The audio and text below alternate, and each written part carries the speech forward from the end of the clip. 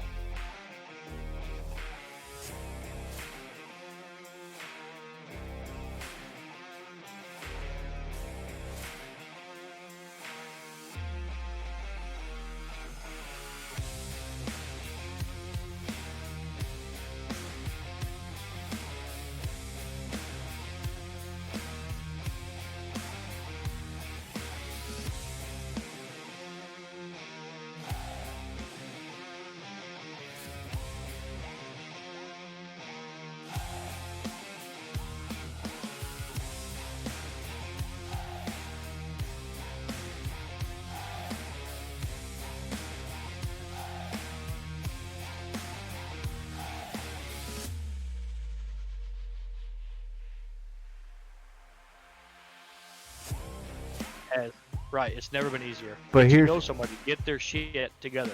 Here's one thing to keep in mind though. 80% of the people, 8 out of 10 people who apply for disability with the VA get turned down the first time. The reason they get turned down is because of a piece of paperwork that is not filed correctly. So what I will do, you email me somebody that you know needs help getting disability or needs help filling out paperwork for the VA, email me. Get in touch with me, and I will connect you with somebody from Wounded Warrior Project or one of the other organizations that I work with who will put you in touch with somebody local to your area that can help that person fill out the paperwork that they need. And these are people who have gone through classes to make sure that they know exactly how the paperwork should be taken care of. Citizenship is also a reason for being turned down, even if you've served. I can't remember the name of the bill that they overturned that used to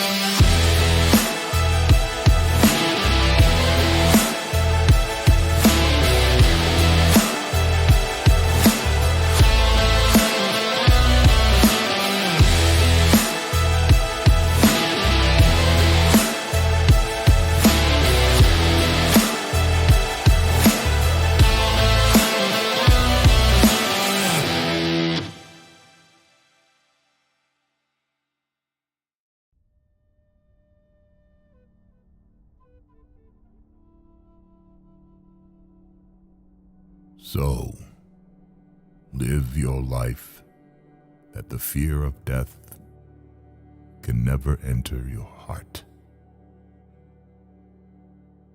Trouble no one for their religion.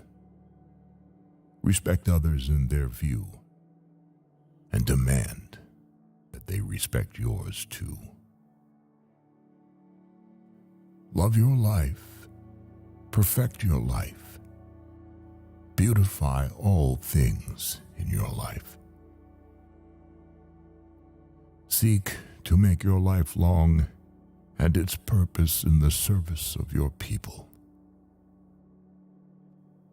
Prepare a noble death song for the day when you pass over the great divide. Always give a word or a sign of salute when meeting or passing a friend, even a stranger, when in a lonely place. Show respect to all people and grovel to none. When you arise in the morning, give thanks for food and the joy of living. If you see no reason to give thanks, the blame lies only on yourself. Abuse no one and no thing, for abuse turns the wise into fools and robs the spirit of its vision. When it comes your time to die, be not like those whose hearts are filled with the fear of death, so that when their time comes, they weep and pray for a little more time to live their lives over again in a different way. Sing your death song and die like a hero going home.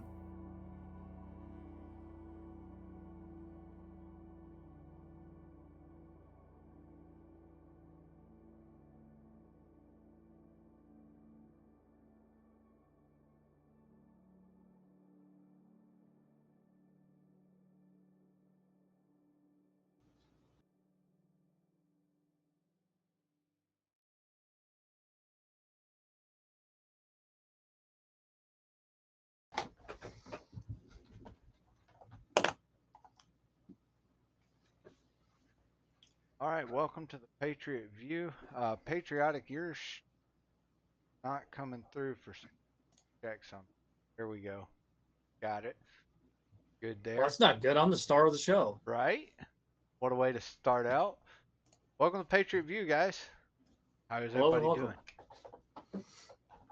All right, so Patriotic, you Yo, picked out the poem that we just watched coming in the stream. So I'm curious. I know you and I have talked about it, but I think our viewers should hear why you chose that particular poem. well, I had a few constituents. I asked a few people. I had a handful of poems that kind of hit me this week. I did a lot of Civil War research and documentary watching this week, and General Sherman was one of my watch. Um, it was basically his time before he got famous, before the Sherman's march across the South, and instead of his father named him Tecumseh after the famous Shawnee chief. And so I was like, well, I should probably know more about that dude then. And I just found that poem, and man, it really hit home. A lot of the stuff he says, I think, is just, he wrote that. What did it say, 1800 or 1813 or something? 1878, I think, is when it said he died. So sometime I would say probably between 1850 and 1878. So it's almost 200 years old. 175 years old, and every word rang true today. And that just, he says, seek to make your life long and in the purpose of your people. And I think that is some of the best advice one could give another.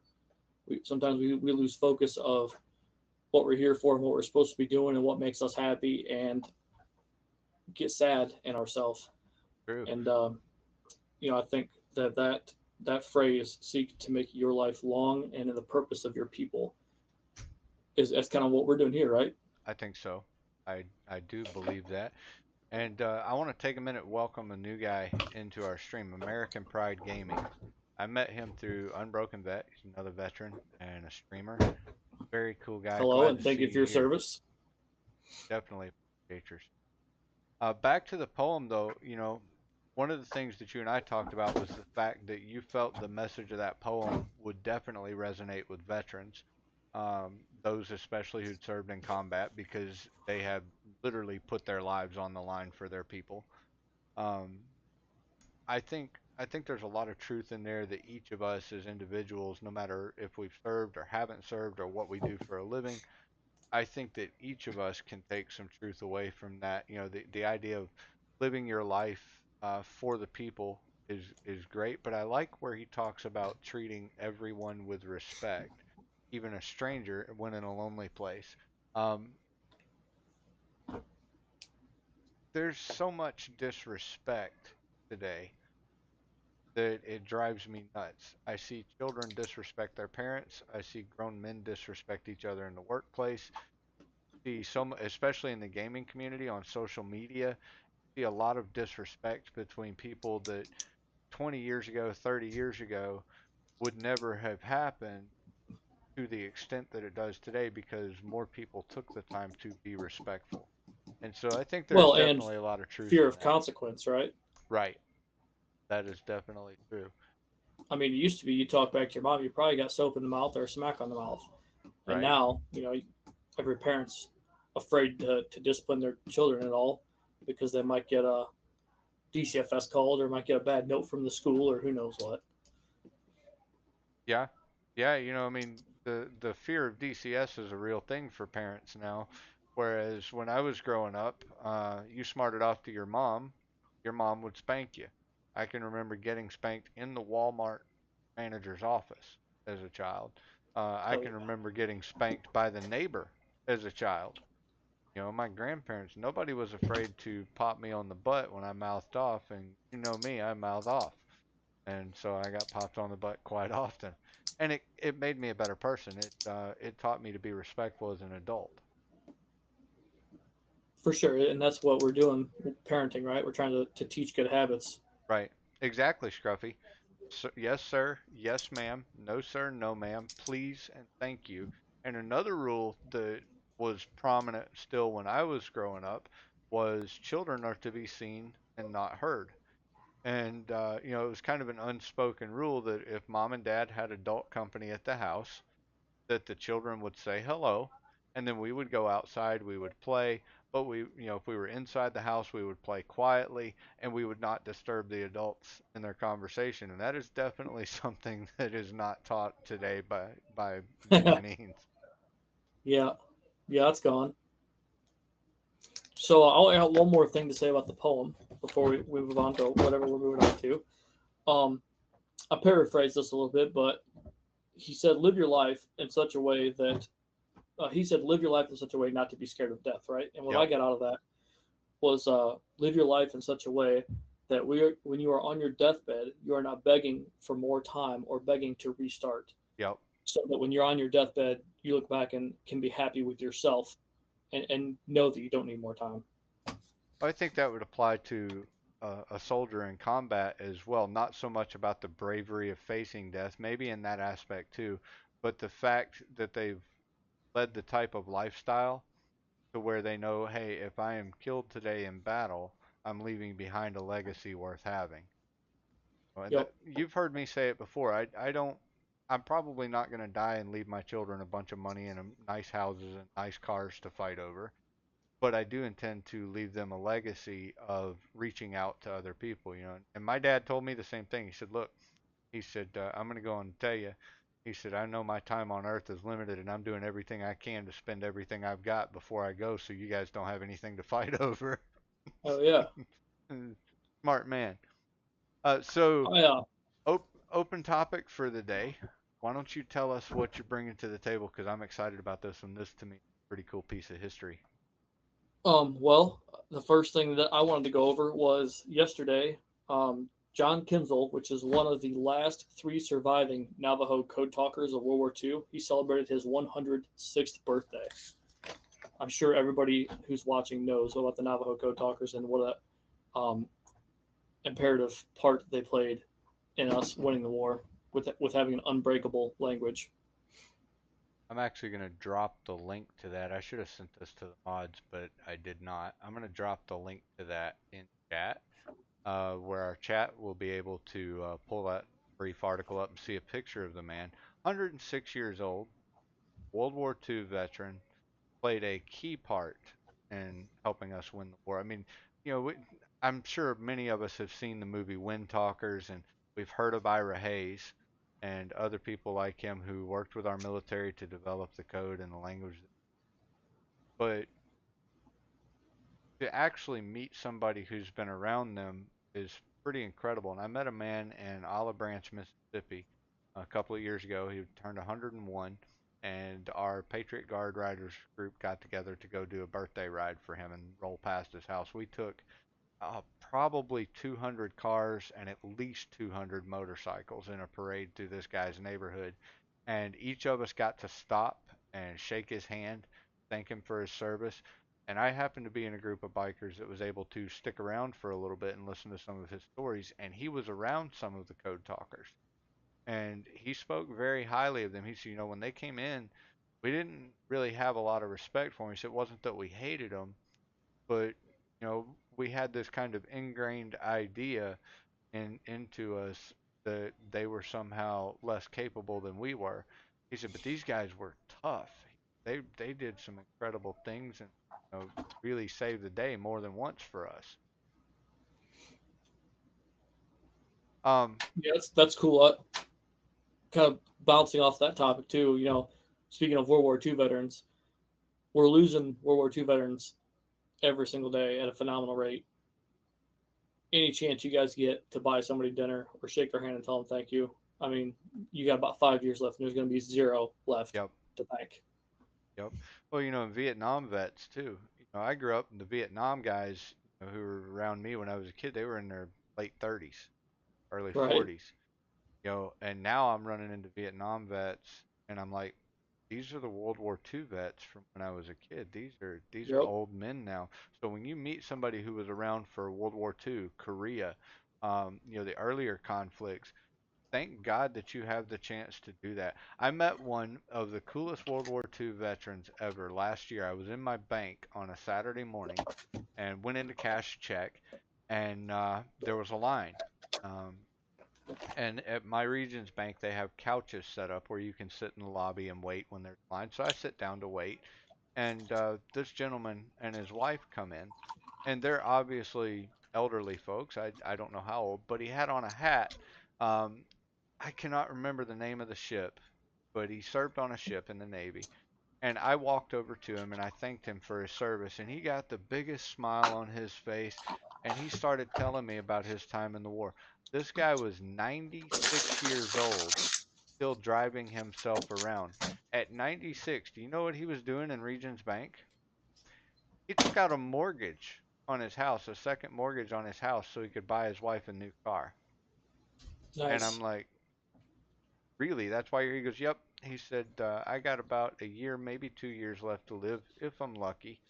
And he said, and his wife was about 25 years younger than him. Met That her. boy. He told me the story. He said I met her after the war. He said it was the mid 1960s when we met. I had never married, and we met. We loved each other. We got married and had 6 kids together. You know, just told me this whole long story sitting there on the couch.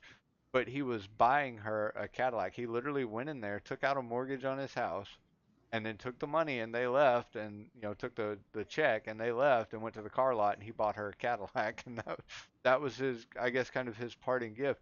But I literally sat on the couch for probably 45 minutes just letting this man tell me stories, and people were walking by us and going through the line at the bank and getting their stuff done, but I was enjoying his company so much. So guys, when you get out, you meet somebody like that, take a few moments just to listen to what they have to say. They will tell you stories that you would not believe if it weren't coming from the mouths of someone who lived it.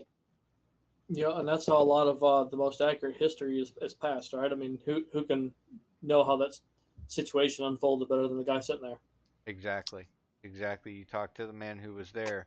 and he can describe things that the newspapers never had, that the movies never capture.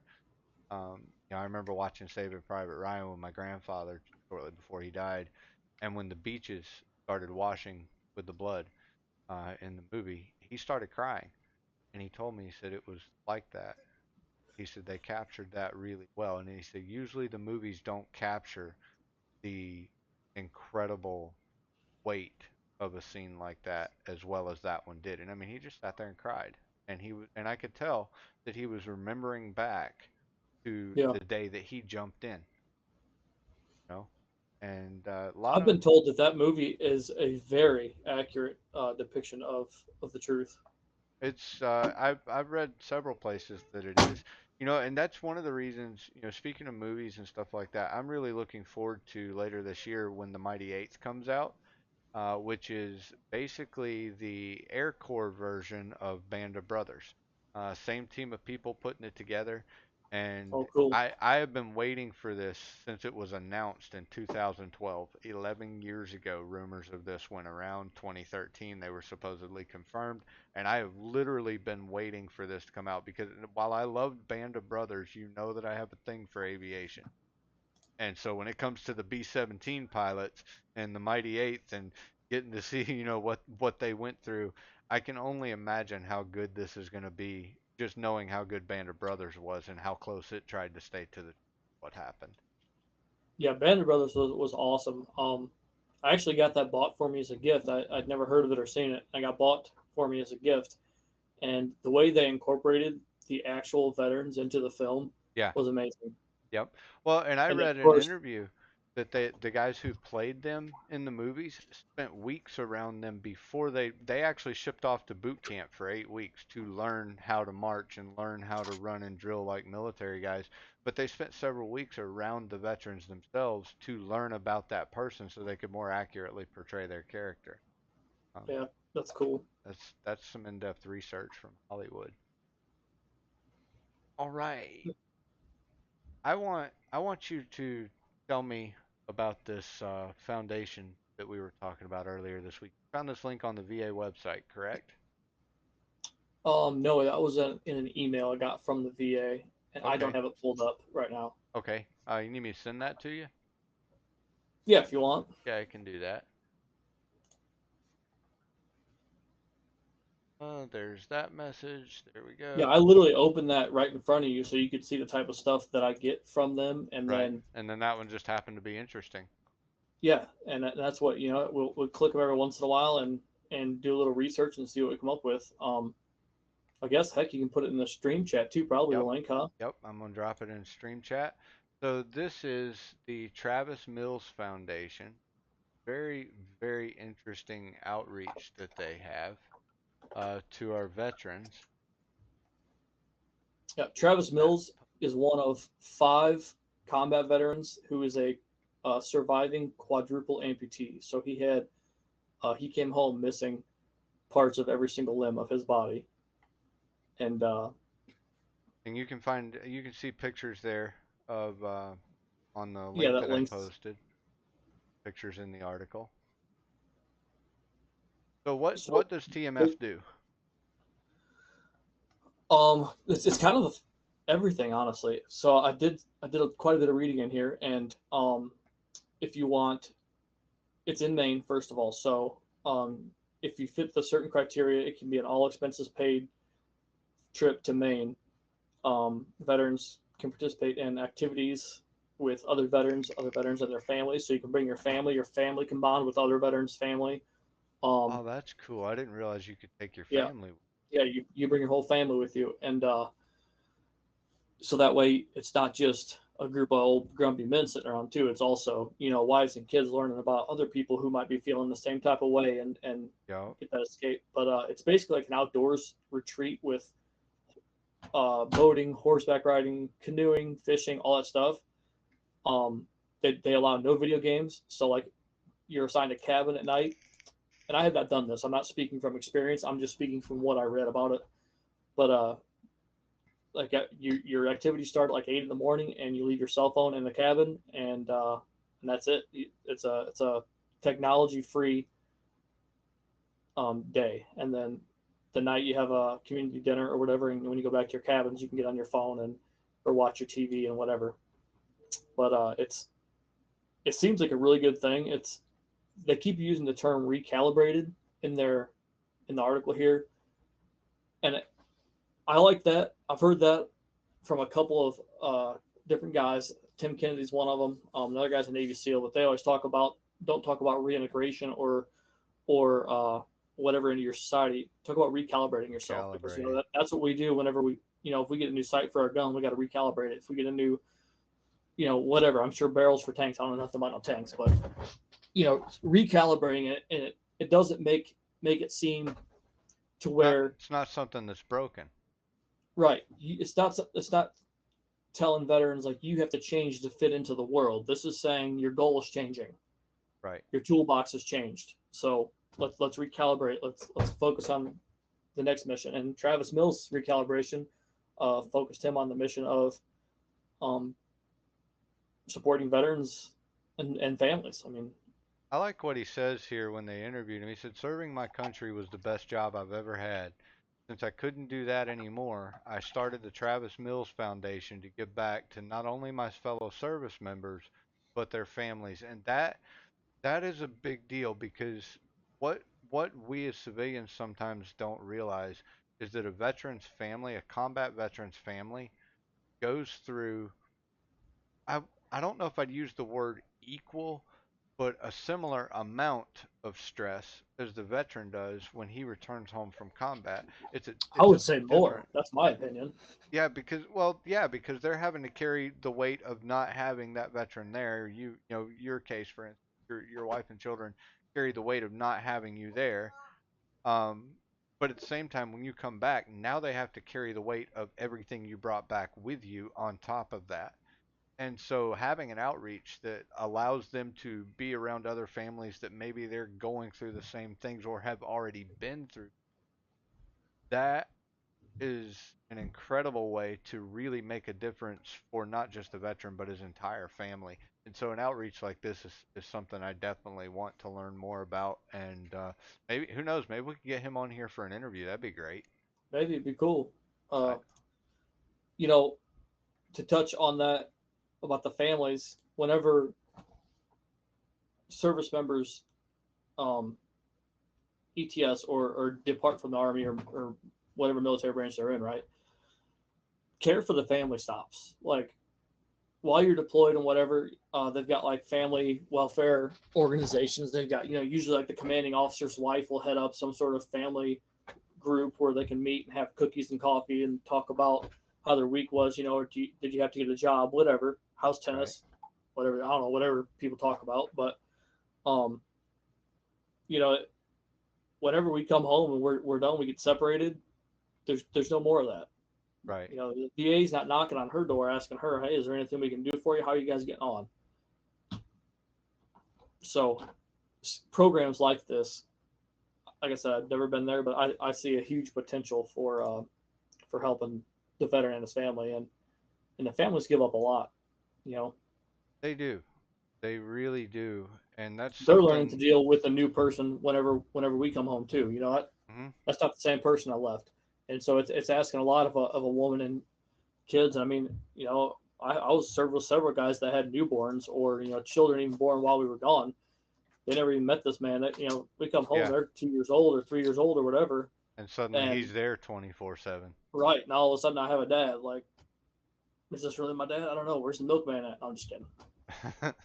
I don't look like you. We call that guy Jody in the army. Right. Yeah. You got to watch out for Jody. You know, veteran families, combat veterans families, I didn't realize, I guess I knew about the loss they feel when they lose somebody. I know the grief that my grandmother felt when my uncle was killed because she had expressed that to me. Right. But learning what a family actually has to do in order to make things work when a veteran comes home has been eye-opening for me as an adult. I've spent a lot of time with the Combat Veterans Motorcycle Association, and in order to be part of that, they go through your military service record and they have to vet that you actually served in theater and saw combat before you can join as a full-fledged member. And so I'm not obviously a full-fledged member. I'm a support member, but being around these guys, some of them have shared their stories with me of the things that they went through in their own minds and their own bodies when they came home, and then the things that their family had to go through in order for things to work out between the husband and wife. You know, a lot of times you come home, there's a strained relationship because she's used to running the house, or in the case of a female being overseas, you know, he's used to running the house. And then when both spouses are back in the home together, that responsibility kind of changes and flows a little bit differently, and that creates tension. Then you have the fact of, you know, you've been away from each other for 12, 18, 24 months at a time. You know, people grow apart when they're not around each other. You have to build that relationship back up. And then you pop all of that off with stress related to combat, you know, and who, you know, for the wives, in case anybody here is not aware of this, the military ain't getting rich. Okay, they don't get paid anything near what it is worth to be shot at on a regular basis. And so Oh man. when the wife is home and she's working to take care of the home, or the husband is home and the wife is overseas and he's working to take care of the home, and money's just not there for things that they need, that's a lot of stress. Well, then when the other person comes home, all of that stress gets unleashed on them. Meanwhile, they're carrying combat stress home, and all of that stress gets unleashed on the family, and you get some really bad situations sometimes, Yeah. you know. Well, it's So, not only that they might be bringing stress home with them too, but I'll tell you, the most stressful part of my whole military career was after I got separated. That first 6 months is great, you know, drink, party, cars, whatever, all that stuff, right? right, Getting back your freedoms and your liberties, and then you're like, well, kind of out of money. I don't really know what job I'm going to be good at. right. What now? You know, and that's stressful. Oh shit, I didn't pay my electric bill on time because I haven't had to pay an electric bill for 6 years. You know, I'm serious. So now all of a sudden, you know, you're a 24-year-old adult expected to go to college or be on your own. You can't move back with your parents, you know, because then your parents don't understand why you're up till 3 o'clock in the morning, why you can't sleep at night, and so you move out, you're on your own, whatever, and you have to learn at a later age than everybody else. You know what adulting is, I guess, what we call adulting these days.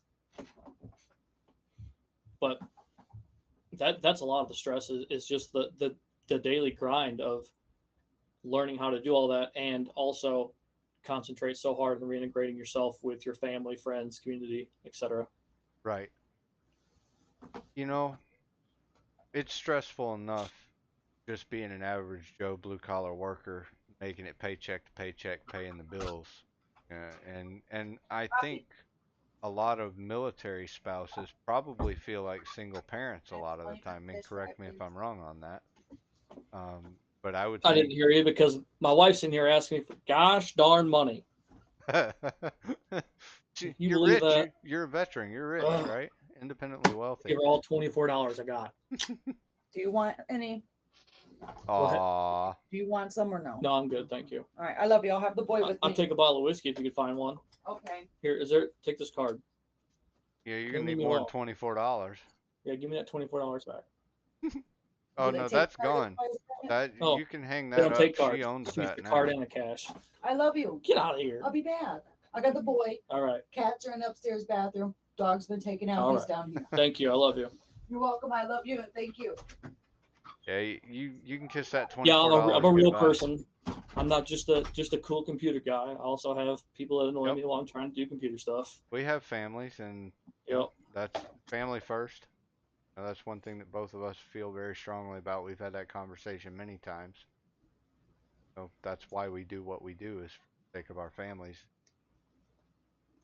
Indeed. Well, I imagine though, going back to what I was saying, I would imagine that a military spouse raising children, running the house, probably feels like a single parent a lot of the time when somebody's in the Yeah. military. Am I wrong on that? No, I mean I would completely have to agree. I I don't see mean, how it could be any other way. the difference is, maybe they got some money coming in from your paycheck, but obviously that's not a lot. But you have all that stress of parenting, being the mom, being the dad, and taking care of the house, and like you said, making sure the electric bill gets paid on time. So I can't imagine that that is easy on anybody. But then again, you add the stress now of a veteran returning home from combat, and that's a whole nother ball of wax that they have to sort out and figure out how to shape it into something usable to build a life together. And I'm sure that is not easy. So this outreach, Travis Mills outreach with outreaches to families is really cool. And I'm just looking here at the website. They have a bunch of different programs.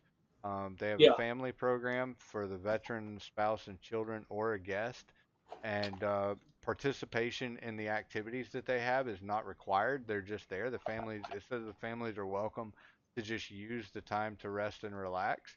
And they have things like kayaking, zoo visits, wheelchair basketball for those in wheelchairs, archery, that's what I'm going to sign up for. dog sledding, ice fishing, snowshoeing. I mean, these are some pretty cool activities that they offer.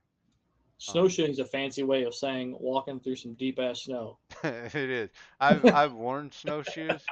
It is a tiring process to Yeah, walk anywhere in them. You develop some legs really quick. Um, and then they have a progressive and alternative training for helping heroes, or PATH, which is funded by a grant from Avalon Action Alliance to teach combat vets how to struggle well and achieve post traumatic growth. easy Um, for you to say. yeah, right. I like the term he used there, struggle well, because it is Yeah, a struggle, is it not? sounds like it. I mean, Considering we got 18 to 19 veterans who take their own lives every day. right.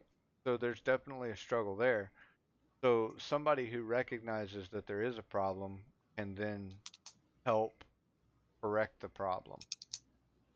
And so having somebody that recognizes that there is a problem there and is willing to say, "Hey, look, we know you're going to struggle, but here's how you can fight this battle and make it a winnable battle."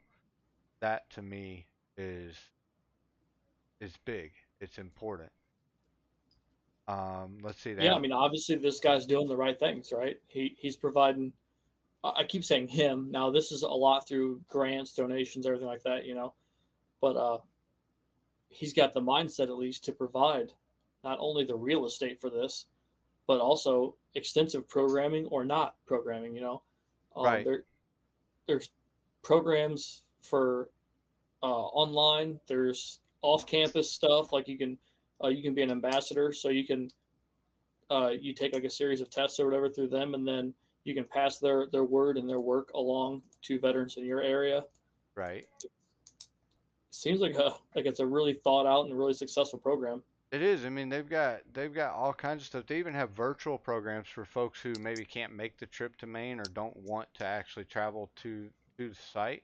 They have virtual programs where they interact without the hassle of travel and missing activities.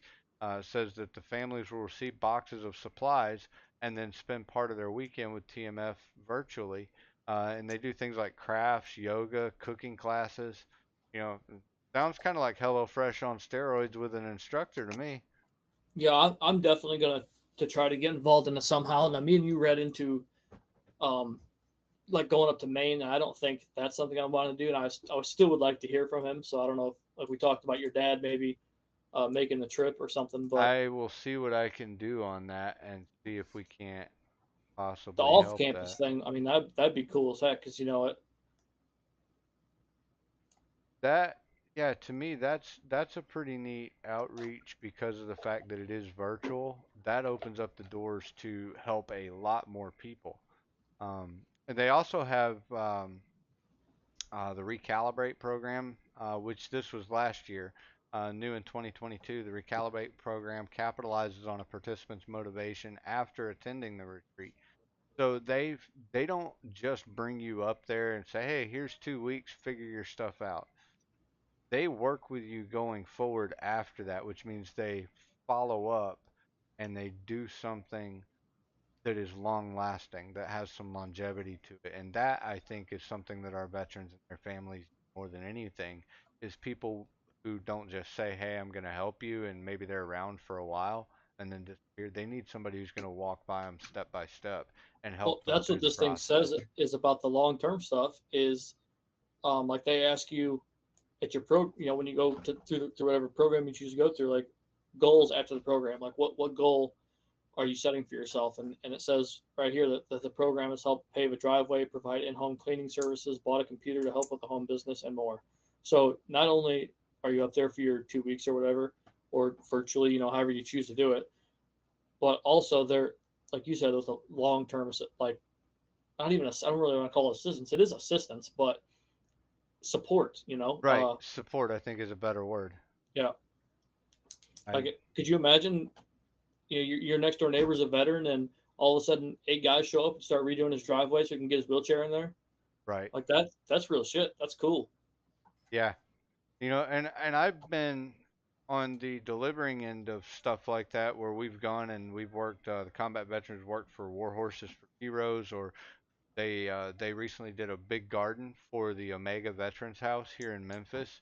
In fact, that's where I first met some of them, and I didn't even have a motorcycle at the time. We just happened to be at the Veterans House when they came, and they were building a deck and tilling up a garden for them, helping them learn how to plant and grow their own food. And this is a house for single veterans who are struggling, and some of them were probably homeless at one point if they weren't homeless when they came to Alpha Omega.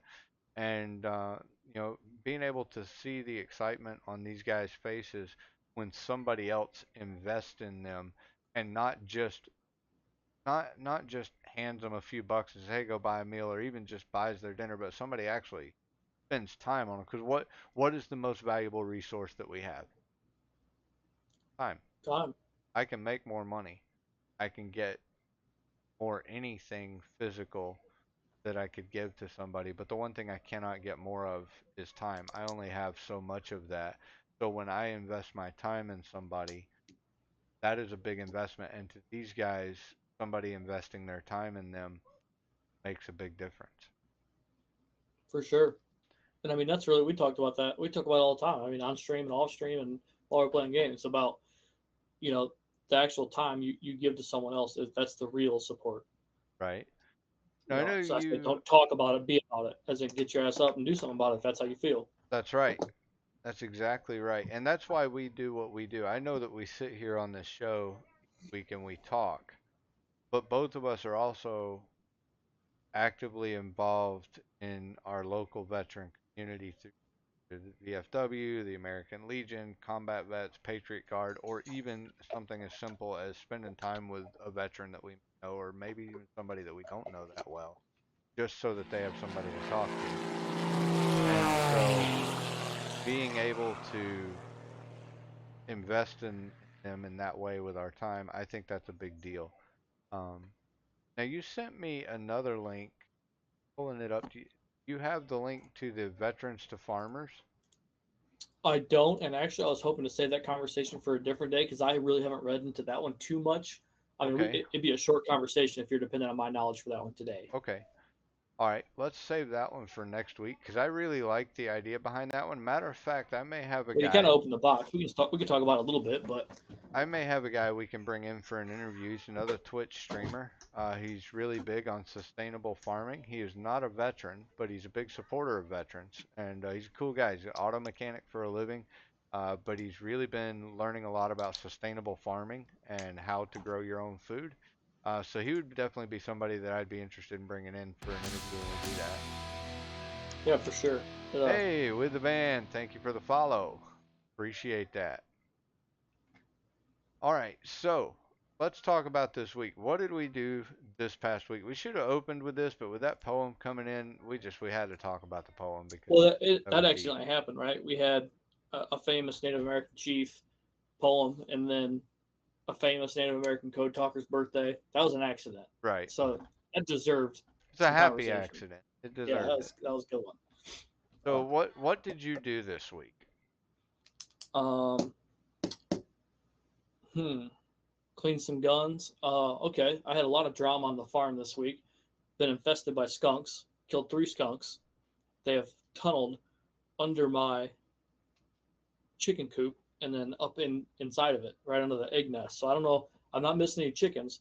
I don't know if they're in there trying to steal my eggs or what, but I've been setting out traps, and then I caught one in my compost pile with 12 gauge. He did not make it. Huh. Just laid him out to waste, huh? Yep, he's still staying there.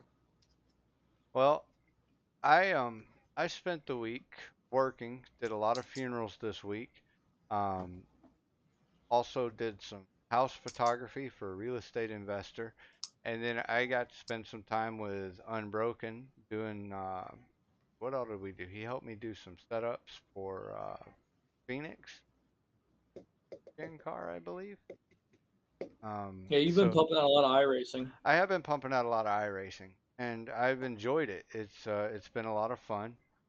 Um, I really didn't think that I would enjoy iRacing as much as I do. I mean, I like I told you, NASCAR, man. but you I were told you right. you I would. was wrong. I said it. It's out. I was wrong. Don't tell my wife that I said I was wrong. When are we getting affiliated so you can drop some biddies? So, we will never be going the affiliate route on Twitch. We will be setting up some means for people to be able to donate here in the very near future to help support the stream. And we will also be doing some advertising packages. But if we go affiliate on Twitch, then Twitch is going to start running ads during our show, which means you might miss something important. Sorry, I'm talking. We're making funny in chat. Oh, I see. I see. I don't know if Whiskey got real quiet there. Not sure what happened with that. Yeah, I don't know. It's been about a minute since you said anything. Pretty close to it. Yeah, Scoop. We don't want to split our money with Twitch. That's what it boils down to. Yeah. We don't foresee hundreds of thousands of dollars floating in towards us. So if we get $20 this month and $20 next month, we don't want Twitch to have half of that stuff. So No, and we're going to use the money to further the community. We're going to use the money to be able to help our vets, but also to host events for the community, things like races and iRacing. We'll be putting on some special events in Flight Sim. We got a big one coming up in the very near future that I host personally oh on my yeah, stream, and I'm excited about that. We're going to show a brief video about that during the ad break here in a few minutes. We've got a lot going on, and right now, Patriotic and myself and a group of friends that have been helping out are footing the bill for it, and that's okay. But we will be setting up some ways for the community to be able to get back to the stream and to give directly don't as forget well about to veteran Cannonball Run. charities. We do have the Cannonball Run coming up. That's going to be fun. We got to get some dates set for that. It'll be an online truck show and truck sim, followed by a race from New York to LA. That's going to be that'll probably be about a 4 hour event if I had to guess. Probably. Because I think it's what did we say, like 3.5 hours driving straight through without hauling loads. So it'll probably be more like a 5 hour event. Me and Meat Shield did it, and it took us 3.5 hours. I had real fuel on it. We had to stop 2 times for fuel, so it wasn't really that bad. I mean, You were rolling 1,500 miles on a tank of fuel. I What got kind of twin Prius 300s. were you driving? Yeah, it was good. Well, what do you figure? You carry 300 gallons, right? Yeah, but 300 gallons at 9 miles per gallon doesn't go very far. Well, somebody here is good at maths. It'd be well, yeah, I We're guess speedy. at 300 gallon. Well, see, that's the thing. I never had a truck with 300 gallon capabilities. I had 150. So yeah, I would Call it generally 10 fuel miles a about gallon. every. That's 3,000 miles. I Yeah. mean, Well, and two though, those Pete's and Kenworths that we drive, they're not getting 10 miles to the gallon. In real life, a no. truck with a 1,000 horsepower engine is getting about 3 miles to the gallon on a good day going downhill with the radio off That's and what my meter neutral. usually says. If we're on the interstate just cruising at like 75 for a while, I can get it up to like 5 miles a gallon maybe. But Yep. still, you're talking 300 gallons. That's 1,500 miles for a tank for a refill. Right. So So we've got that coming up. We got Tropic Thunder coming up March 29th, Vietnam Veterans Day. I'm trying to think I'm what excited else. for that. Last year was outstanding. That That was was a kind of lot of like fun. that was only a few months after you and I had actually started playing games together, and you invited me to do that event with you. I remember we were trying to do the co-flight thing. Yeah, and it was just gonna be like a few of us when I first put it together. It was gonna be me, you, and I think I invited maybe two or three other people. And then I had people coming to me going, "Hey, what's this deal with you putting on a group flight?" And I'm like, "I don't know what you're talking about." And literally within a week or two, I had a bunch of requests. So we ended up doing a group flight, and I think we had more than 40 people flying along with us, and I had over 100 viewers in my chat at one point. And there were, I think, 6 or 7 people streaming that event, if I remember right. So Yep, I'd say at it was least. pretty big. Well, hopefully we get a nice turnout this year. That's a pretty I'm good run, excited, man. Scoop. I got to 150 figure out gallons. how to fly that dang Huey because today Yeah, was not good. yeah. It's a little bit of a learning process, and even I'm not near as smooth as I was, which I don't have my collective rigged up like I did last year, where I had my collective where it belongs. And so right now I'm using the throttle lever. I got to get busy designing a collective. So why don't you continue telling us about Tropic Thunder? Like, Okay, what are yeah, we doing? we can do that. We'll lead into the ad break with that. So Tropic Thunder is an annual event now. It was supposed to originally be me, Patriotic Veteran, and a few other friends just flying Hueys together on Vietnam Veterans Day, just to kind of take a day to remember the veterans who came home from Vietnam. And word got out. It ended up being a big deal, much bigger deal than I thought it was going to be. It was a coordinated live stream event with multiple streamers streaming their points of view on it. We had people from all over the world come and fly this event with us, and we went and visited actual fire base locations in Vietnam. And we had helicopter pilots from the 192nd Air Assault Group that actually came with us and shared their stories in Discord with us while we flew. And some of those guys, and hopefully a few more of them, will be back this year. And those So guys are actual helo pilots that flew in yes, Vietnam, right? yes, they're Huey pilots that actually served in country and saw combat firsthand. And That's so so cool. they share, as we're flying over these different patches of woods and seeing the notifications of, this place had this battle, they're sharing their stories of when they flew into that place to airlift guys out or to drop weapons caches off to them. It was pretty cool, and they shared a lot of personal stories too. Time in the barracks and goofing off and downtime, what they did for fun. It was a lot of fun. So we're gonna have to download a bunch of airports or something. I No, think I remember. I last year we had a bunch. We had I think like 12 pieces of scenery. Um, this year I'm gonna try to limit that to 3. And I will have all of those in a single file on Google Drive where everybody that wants to fly can come download that one file, install those 3 sceneries. You'll have the scenery. If you want to see me in the Huey and the other folks who are flying the Huey, you'll need to grab that from Flight Sim Go. I will have a link to that put up on the YouTube video once we get everything finalized for the final YouTube run, which will be coming out most likely Monday. Um, but that is going to take place March 29th, 5 p.m. Central Time, 6 p.m. Eastern. We're actually up on the ad break. If you want, we can go ahead and go to break, and we'll let that roll. Hey, Unbroken, first time chatter. Good to see you, brother. Glad to have Welcome you in in. here. We can go ahead and roll that video for our ad break. When we come back, we're going to be talking about the Constitution of the United States. So Patriotic and I have been talking, and we want to teach you guys a little bit about the Constitution, where it came from, and what it means for you as a civilian and as a veteran. Um, what rights you do and don't have, and how to properly use those rights. And we're going to get that information directly from the Constitution itself. So when we come back, we're going to get into the Constitution. Till then, enjoy this video.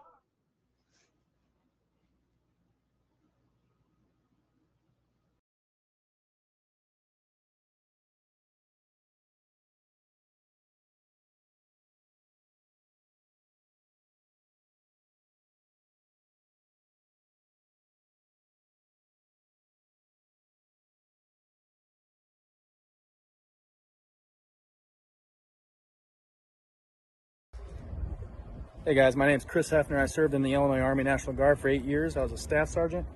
I was deployed 2 times, once in 2005 to 2006 in Iraq, and then for a second time, 2008, 2009 in Afghanistan.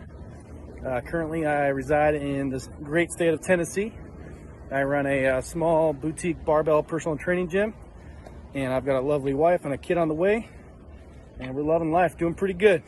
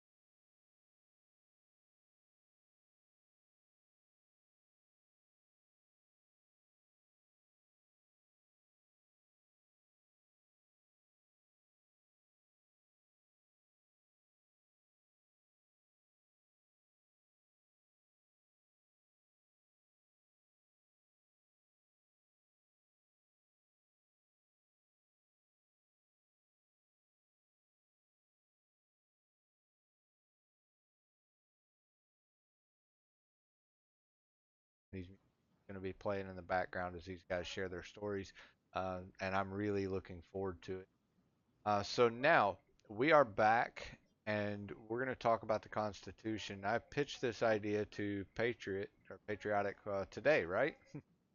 Was it today or yesterday? It was I think today. we talked about it a little bit yesterday, and then actually talked about it today. Right.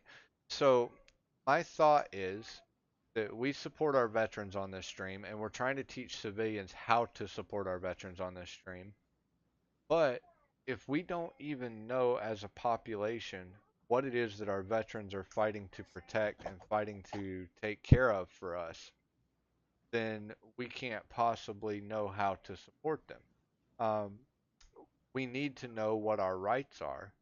We need to know how to use those rights, and it doesn't matter if we're just a civilian or whether we're a veteran. As a citizen of the United States, we have certain rights that are guaranteed to us by the government, and that word guaranteed is important. A lot of people say, well, the Constitution gives me rights. No, it doesn't, and it states very plainly in there that it doesn't. It guarantees rights that were given to you by a higher power than the U.S. government.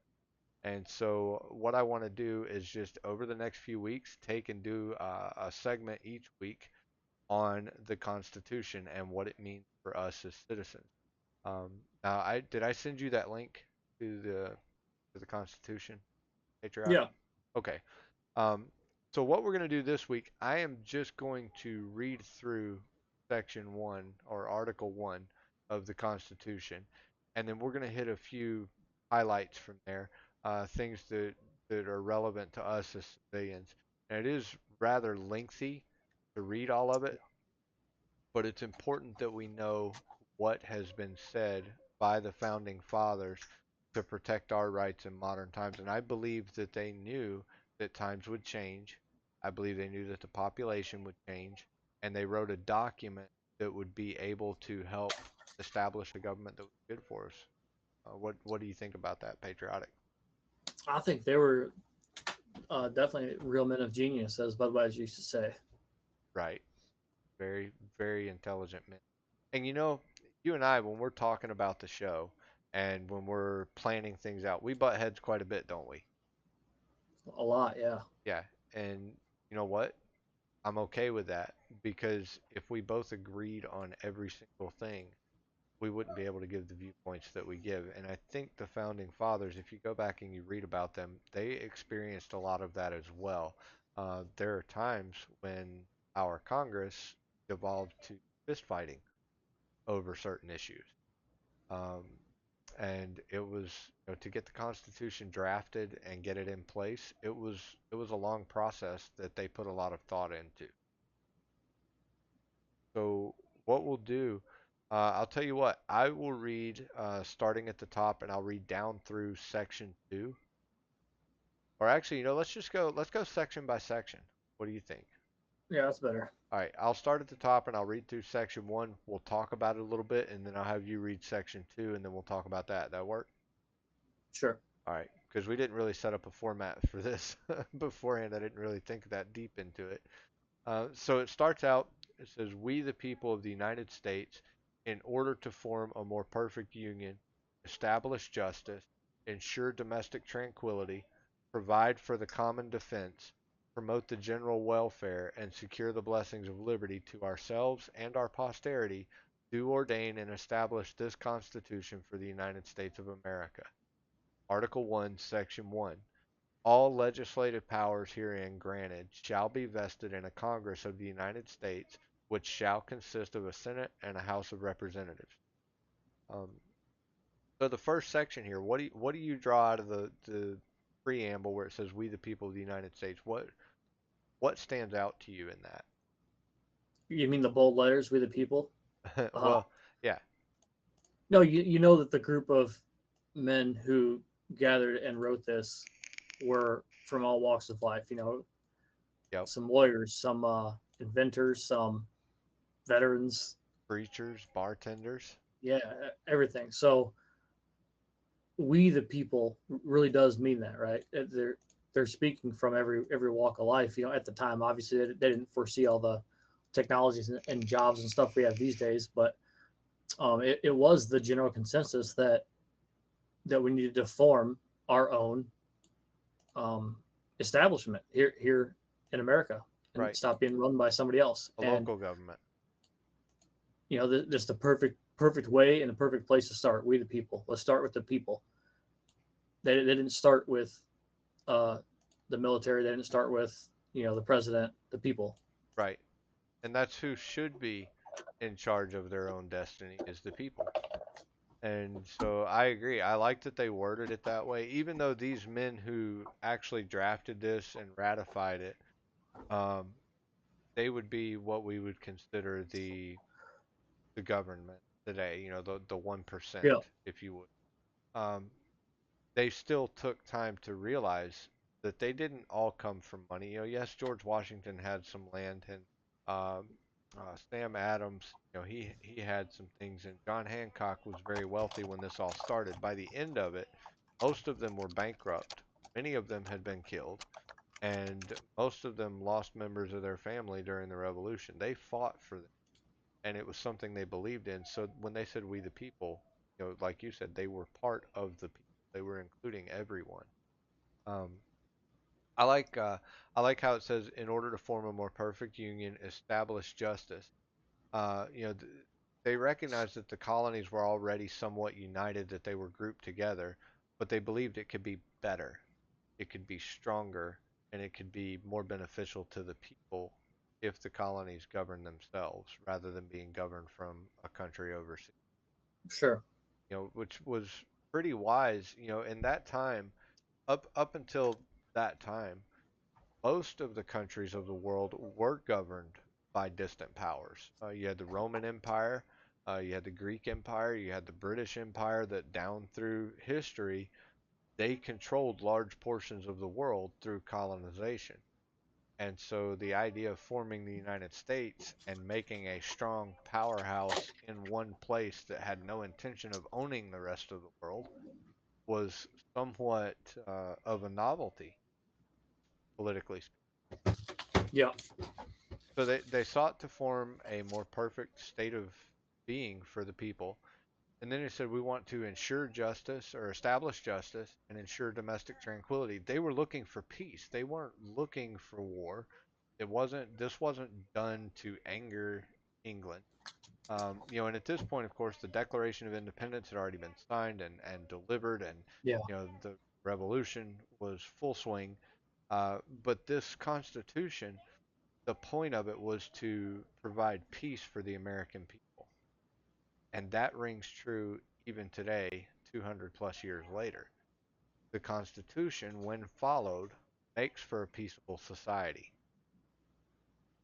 And then it goes on and says, provide for the common defense, promote the general welfare, and secure the blessings of liberties to ourselves and our posterity or our offspring. To be there for our children, our grandchildren, our great grandchildren. So that's why we created this Constitution, was to provide for all of these things.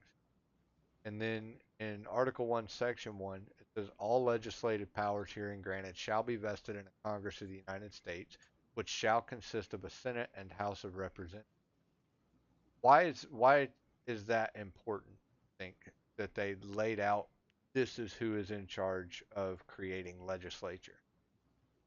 Well, they probably watched the Roman Congress fight and bicker for Rome's in power for 1,200 years. So, there was a long history of what having one governing body can do.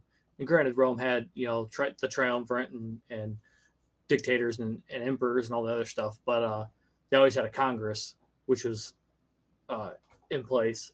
Right. And then, so by having a Senate and a House of Representatives, you've got not we still have a president, obviously, but we're There's still two having two bodies of people. Yeah, so they have to be in agreement to make this work. Right. Checks and balances. Right. Um, you know, the Constitution stating plainly that the Congress is going to be made up of these bodies. It goes deeper than just having the two bodies. It is making it very plain that the laws would be set for the entire land from this governing body. In other words, what I think what they were trying to prevent was someone coming in, say in Virginia, you know, away from Philadelphia, which was the capital at the time, and saying, well, you know what, we're not going to follow those laws. Well, if you're part of the Right. United States of America, you will follow the laws that Congress sets out. Now, states, and we'll get into this later, states do have the ability to adjust, override, and create laws outside of Congress that override and supersede federal law.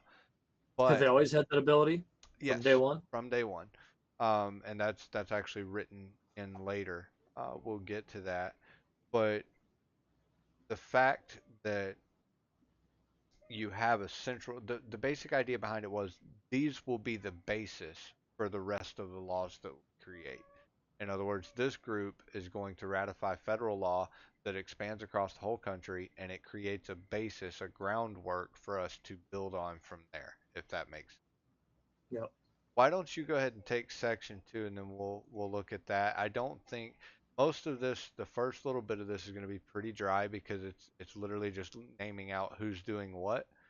But in order to understand your rights, you have to understand who controls those rights, why they were written.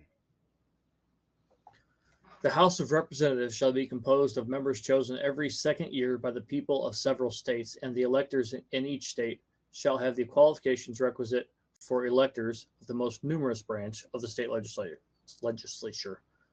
No person shall be a representative who shall not have attained the age of 25 years and been 7 years a citizen of the United States, and who shall not, when elected, be an inhabitant of that state in which he shall be chosen.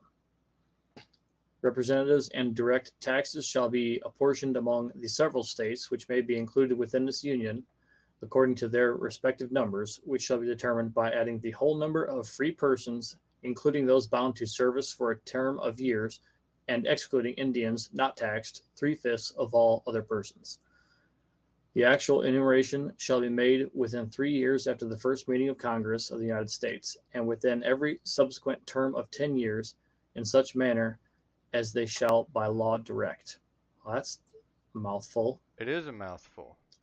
The number of representatives shall not exceed one for every 30,000, but each state shall have at least one representative. And until each enumeration shall be made, the state of New Hampshire shall be entitled to choose 3. Nice spelling on choose there, oh boys. This is how they wrote it. This has been transcribed letter for letter. Yeah. Massachusetts 8, Rhode Island and Providence Plantations 1, Connecticut 5, New York 6, New Jersey 4, Pennsylvania 8, Delaware 1, Maryland 6, Virginia 10, North Carolina 5, South Carolina 5, and Georgia 3. When vacancies happen in the representation from any state, the executive authority thereof shall issue writs of election to fill such vacancies. The House of Representatives shall choose their speakers and other officers and shall have the sole power of impeachment. Right. So this is why we have elections, midterm elections during the presidential cycle. So we elect the president, and then 2 years later we elect our House of Representatives, and they set it up that way for a reason.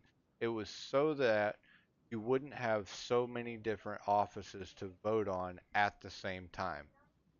It was an attempt to spread the elections out and to limit power from being handed completely to one side of the political aisle or the other.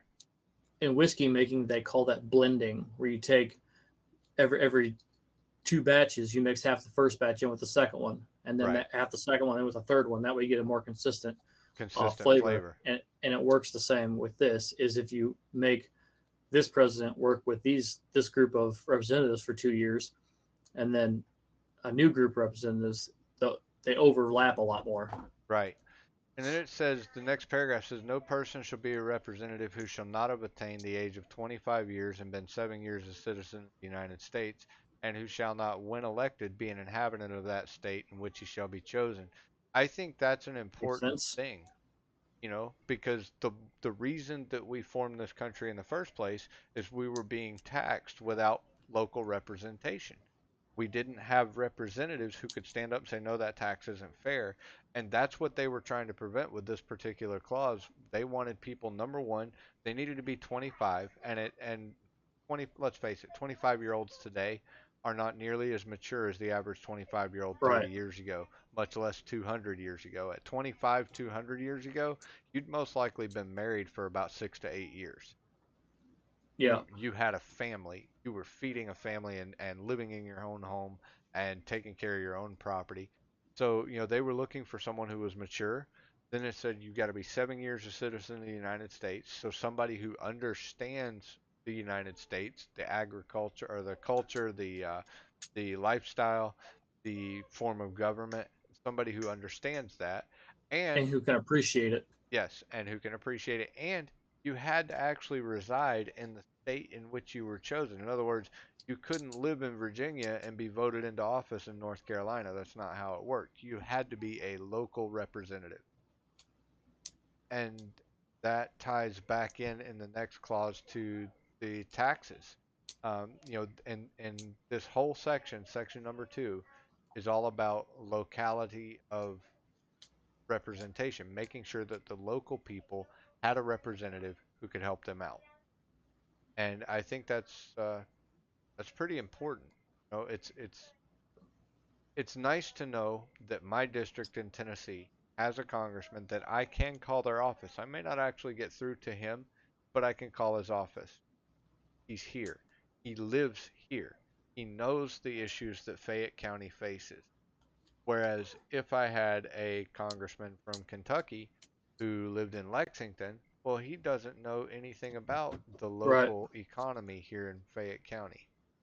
You know, so I think this section is pretty important because of that. Um, the last sentence there. Read that last sentence for us. The very last one. Yeah, the last one in that section. The House of Representatives shall choose their Speaker and other officers, and shall have the sole power of impeachment. I think that's pretty important because that keeps um, other government agencies from coming in and saying, "Hey, we don't like this guy. Let's get him out." It has to go through a due process in order to happen. If you don't like it, then you got to bring that before the House of Representatives. The House of Representatives has to assess the charges and then determine whether they want to impeach and get rid of. So checks and balances all the way through, right? Yep. All right, section number 3. The Senate of the United States shall be composed of 2 senators from each state, chosen by the legislature thereof for 6 years, and each senator shall have 1 vote. Immediately after they shall be assembled in the consequence of the first election, they shall be divided as equally as may be into 3 classes. The seats of the senators of the first class shall be vacated at the expiration of the second year, of the second class at the expiration of the fourth year, and at the third class at the expiration of the sixth year, so that 1/3 may be chosen every second year. And if any vacancies happen by resignation or otherwise during the recess of the legislature of any state, the executive thereof may make temporary appointments until the next meeting of the legislature, which shall then fill such vacancies. No person shall be a senator who shall not have attained the age of 30 years and been 9 years a citizen of the United States, and who shall not, when elected, be an inhabitant of that state for which he shall be chosen. The Vice President of the United States shall be President of the Senate, but shall have no vote unless they be equally divided. That is an important thing to come back to. The Senate shall choose their other officers, and also a President pro tempore in the absence of the Vice President, or when he shall exercise the office of President of the United States. The Senate shall have the sole power to try all impeachment. When sitting for that purpose, they shall be on oath or affirmation. When the President of the United States is tried, the Chief Justice shall preside, and no person shall be convicted without the concurrence of 2/3 of the members present. Judgment in cases of impeachment shall not extend further than to removal from office and disqualification to hold and enjoy any office of honor, trust, or profit under the United States. But the party convicted shall nevertheless be liable and subject to indictment, trial, judgment, and punishment according to law. So 2 senators from each state chosen by the state legislature for 6 years, and then it explains that senator will be, or each third set of 2 years rather, a senator can be voted in for a new position. So it continues the election cycle so that we don't have so many offices coming vacant at one time. And that is to prevent a complete transfer of power from one political viewpoint to another. And then, right, the qualifications. For a senator, the qualifications seem to be a little stricter than they did for a Yep. representative. 30 and 9 years in American. Yep. And again, you got to be an inhabitant of the state for where you're going to be voted in. So, guys, the founding fathers were looking out for us. They were trying to make sure that we realized that we need to elect substantially competent people to office. The Vice President of the United States shall be President of the Senate, but shall have no vote unless they be equally divided. If I remember correctly, I don't remember what the issue was, but I will look it up for next week. There was an issue when President Trump was in office where Mike Pence actually had to cast a tie-breaking vote, or they were worried that he was going to have to cast a tie-breaking vote. I'll have to go back and look that up. But the only time the vice president is allowed to vote in a Senate matter is if the parties are completely equally split. If the yeas and the nays are equally split, then he is the tie-breaking vote. Which, depending on which party you're from, and what the issue is and who's voting on what, could be a good thing or a bad thing. Huh. And then let's see. I think that happened in The West Wing once, the TV show. Yeah, yeah, I I'm love that sure it TV show. did. That was a good one. That was a good one back in the day. I haven't seen episodes of that in quite a while. Um, the Senate shall have the sole power to try all impeachment. And when sitting for that purpose, they shall be on oath or affirmation. In other words, the Senate has the power to have the cases for impeachment brought to them, and it is their job to determine whether or not the person should be impeached. When they are in that position, it is the same as if they are on the witness stand in a court case. They are under oath to tell the truth. They are under oath to act in the best interest of the American people. And so that's an important clause that was put in there. And then it says judgment in cases of impeachment does not extend further than the removal from office, and then goes on to say that that person would then be disqualified to hold another office of honor or trust or profit under the U.S. But that if the person is convicted and impeached, then they are liable to be brought before a court and judged, A separate court. a separate court, an actual Yep. court, a criminal court, for trial, indictment, judgment, and punishment according to the law. So if somebody commits an offense that is illegal, uh, then you have a situation where they are impeached by the Senate. The Senate votes to impeach 2/3 of them, not just a majority, but 2/3 of them have to actually vote in order for an impeachment to take place. Have to vote yes. If somebody's impeached, then if it's warranted, that person can be brought to trial in a criminal trial and face charges and imprisonment, or depending on the circumstances, death, depending on what they're being charged with. So pretty stringent qualifications to be a senator, and definitely a lot of weight to carry, I would think. Yeah, definitely. If you're ever required to vote on impeachment, that's a heavy responsibility.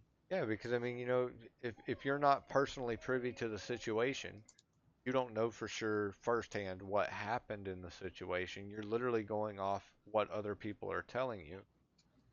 You make the wrong decision, you could not only keep one of your fellow senators or congressmen from holding an office, you could be sending that person to prison. And Well, I a lot. believe that the United States Attorney would have to choose to press charges. That would be up Yes. to them. Yeah, I'm sure I guess it'd be the Attorney General's job to do that, most likely. We may find out later in the Constitution. May find out. Hopefully, they wrote it in here somewhere. All right, you want to take Section 4? Yeah, I'll take Section 4 here. The times, places, and manner of holding elections for senators and representatives shall be prescribed in each state by the legislature thereof.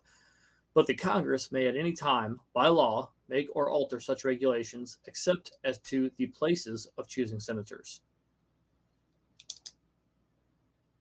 The Congress I'm trying to piece that together in my head. I'm not really sure what I'm talking about. I'll have to reread that. The Congress shall assemble at least once in every year, and such meeting shall be on the first Monday in December, unless they shall by law appoint a different day. That's some hard workers there. Looks like the first paragraph is just saying that how the elections are held, where they're held, and what time would be set up by the state legislator, but Congress has the ability to make a law to alter those rules other than where the election would be held.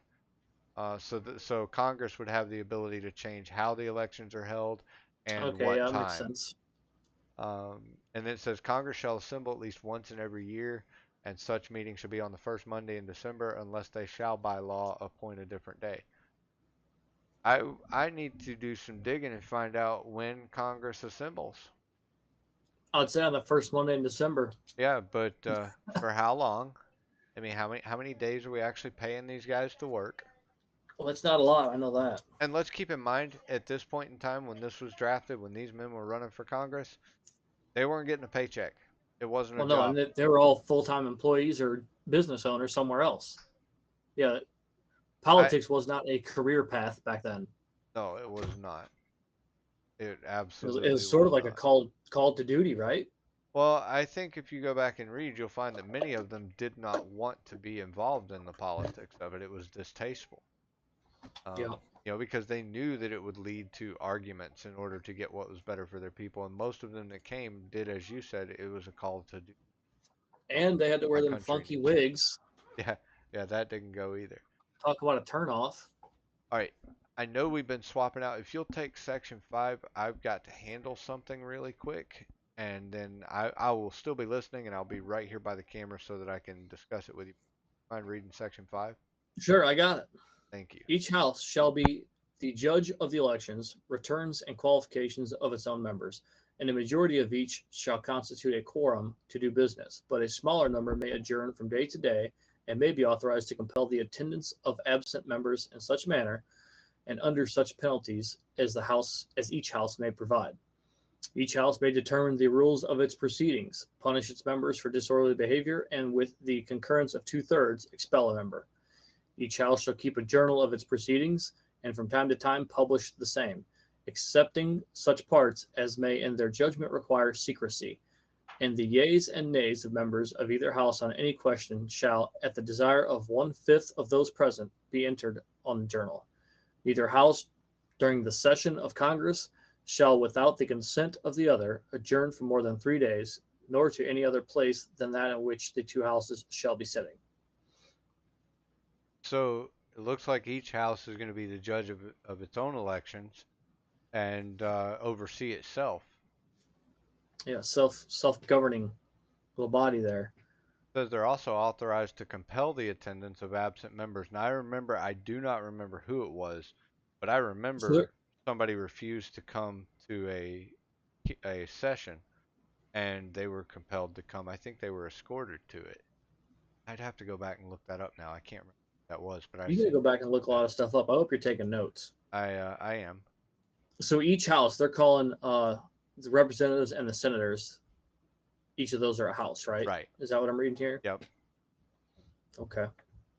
And it says you can compel the attendance of absent members in such manner and under such penalties as each house may provide. So I guess they get to talk among themselves and decide what the penalty is for skipping a Yeah. session. It says that they can determine the rules for their own proceedings and punish members for disorderly behavior. Remember, I mentioned before that there are times when the Senate and the Congress has broken down into fistfights between two people. Yeah. And that's happened in modern times. If I remember correctly, let me look that up real quick because that one is an interesting fact. Congressmen get into a fist fight. Each Most house should keep a infamous. journal. So that's just a record of the proceedings. From time to time, publish it, which I believe that upon request, you can any person can get the meeting minutes as long as they're not, like I said, as judgment may require secrecy. So you can't get any secret documents or anything. But and then The yeas and the nays of the members of either house on any question shall, at the desire of 1/5 of those present, be entered on the journal. So they have to request to record the votes. I wonder if that has changed over time. That would be something worth looking into as well. Do you mind making a note of that? Yeah, I got me a little notepad right here, a legal pad. So there's been several fist fights, starting in 1798, 1878. It's there's been some pretty emotional moments on the House and Senate floor. We may have to. I'll do some digging and see what we can find out. See if we have any videos of anything or maybe audio recordings, because that's it's to me it's kind of humorous, but at the same time it's serious. But that lets you know that the people who are there are passionate about what they do. Why do we fight about things? Because we're passionate about it. It means something to us. Uh, so knowing what they're fighting about might be worth knowing too. Yeah, You know what? I was wrong. note taken. They were getting paid. Section 6. The senators and representatives shall receive a compensation for their services to be ascertained by It law. was So all of it. doesn't say Three of how them, much. $28. And paid out of the Treasury of the United States, they shall in all cases, except treason, felony, and breach I of didn't even have peace, enough to get 4. be privileged But I know from you don't eat arrest fish, during their so. attendance Okay. at the session of Thank you. their respective You're welcome. houses, Thank you. I gotta go back out to the vehicle and get the whiskey and put it in the freezer. All right. I want and to get to it or whatever. and in going to and Go ahead and returning do it from tonight. the We same, just had a blowout, so. and I for love any it. I love speech you too. or debate in either house, they shall not be questioned in any other place. No senator or representative shall, during the time for which he was elected, be appointed to any civil office under the authority of the United States which shall have been created, or the emoluments whereof shall have been increased during such time, and no person holding any office under the United States shall be a member of either house during his continuance in office. So this is a rather important section. They were receiving a compensation. It doesn't say how much. It said it would be determined by law and paid out of the U.S. Treasury. And then it said that in every case except treason, felony, and breach of the peace, they were safe from being arrested during attendance at the session of their houses and in going to and returning from those sessions, Yeah, I've heard that before, for or sure. for And any speech or debate. Interesting. the same coverage goes for militiamen. Believe that or not, Huh. you are privileged from arrest to or from your muster, they call it. Guess where I'm going to be going? No You're doing the Tennessee senator. National Guard. I might. That's your state recognized militia, by the way. No senator or representative shall, during the time for which he was elected, be appointed to any civil office under the authority of the United States which has been created, or the emoluments whereof shall have been increased during such time, and no person holding any office under the United States shall be a member of either house during his. This I don't have a clue what any of that means. What's a it's civil office? it's basically saying that you can't hold an elected office while holding another paid office under the government. In other words, you can't be the person writing the laws that determines what happens So you can't to be the your Secretary office. of Defense and the Speaker of the House. Right, That makes sense. right. Section 7. What's emolument mean? Please define the word emolument Emoluments. without Let's typing. let's look it up because I want to make sure, but I believe that would be the benefits. The payment, the benefits, because it says the emoluments whereof shall have been increased. So let's see what it says. Emoluments, a Come on, salary, chat. fee, or profit from employment or of office. So basically financial Speedy, what's gain. emoluments mean? So it's basically financial gain received from office. Okay. All right. How about section 7? All bills for raising revenue shall originate in the House of Representatives, but the Senate may propose or concur with amendments as on other bills.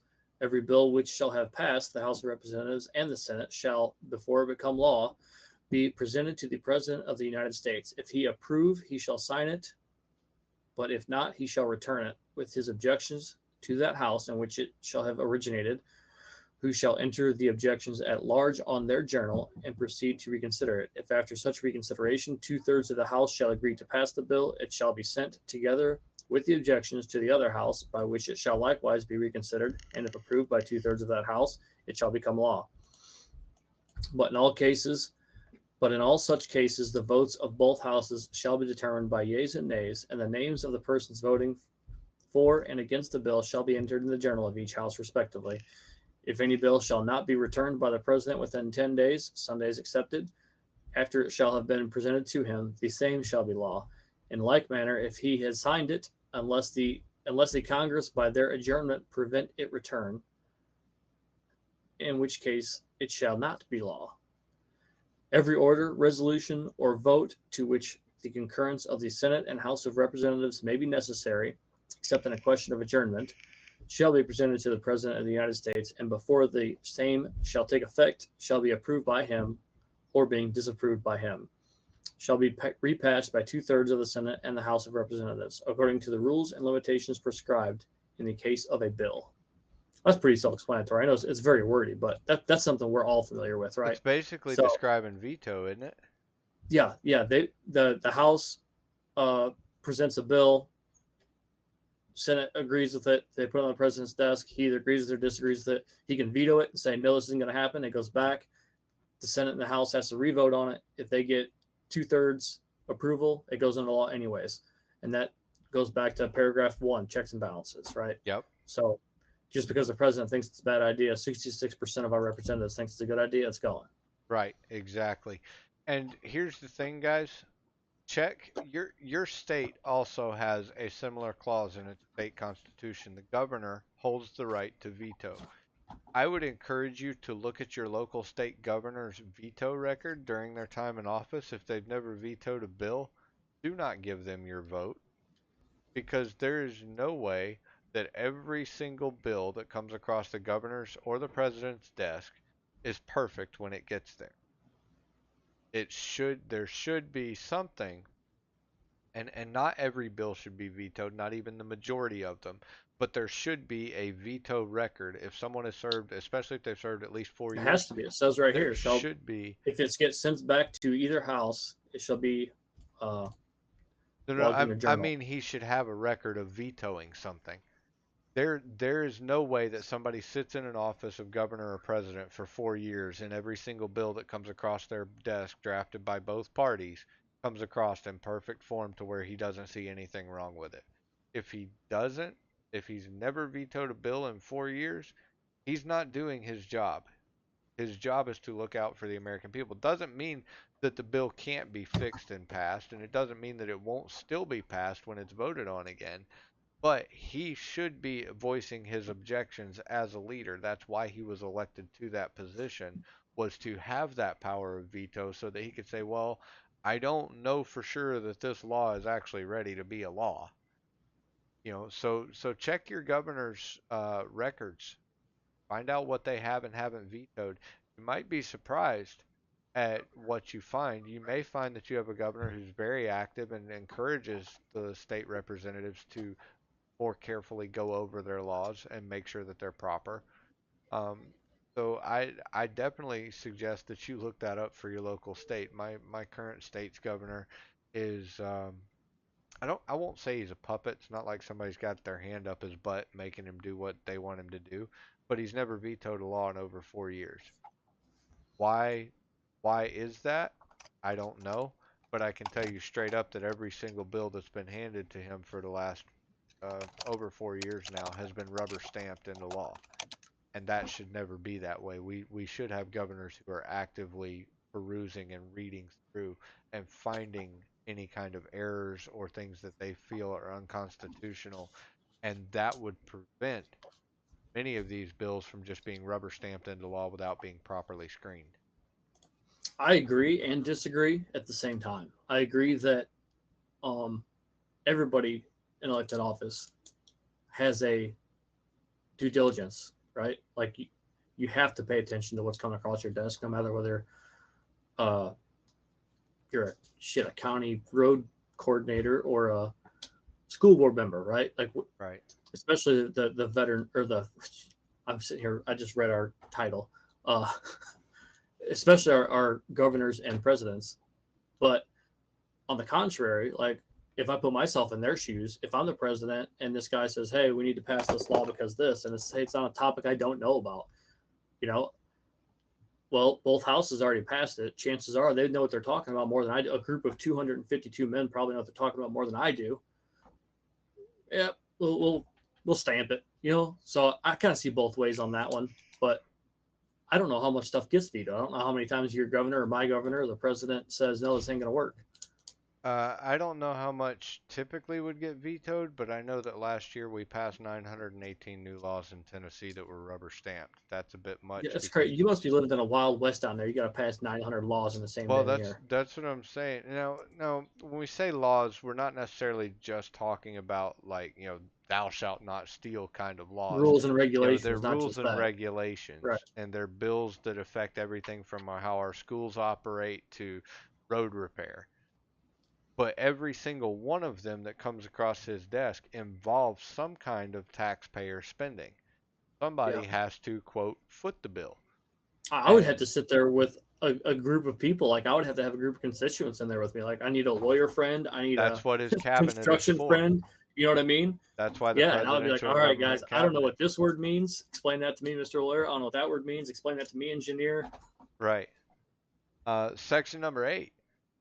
The Congress shall have power to lay and collect taxes, duties, imposts, and excises to pay the debts and provide for the common defense and general welfare of the United States. But all duties, imposts, and excises shall be uniform throughout the United States.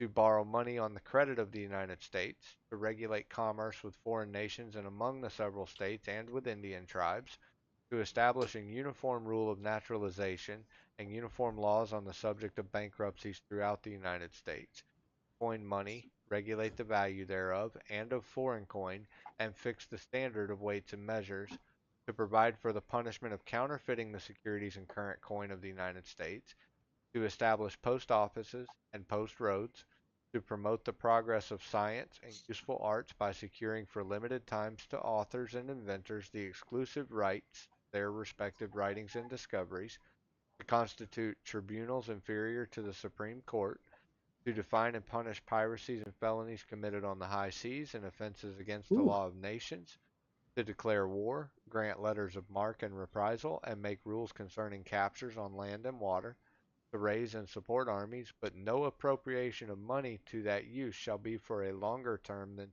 years, to provide and maintain a navy, to make rules for the government and regulation of the land and naval forces, to provide for calling forth the militia to execute the laws of the Union, suppress insurrections, and repel invasions, to provide for organizing, arming, and disciplining the militia, and for governing such part of them as may be employed in the service of the United States, reserving to the states respectively the appointment of the doctors and the authority of training the militia according to the discipline prescribed by Congress, to exercise exclusive legislation in all cases whatsoever over such district not exceeding 10 miles square, as may be session of particular states, or as may by session of States, and the acceptance of Congress, become the seat of the government of the United States, and exercise like authority over all places purchased by the consent of the legislature of the state in which the same shall be for the erection of forts,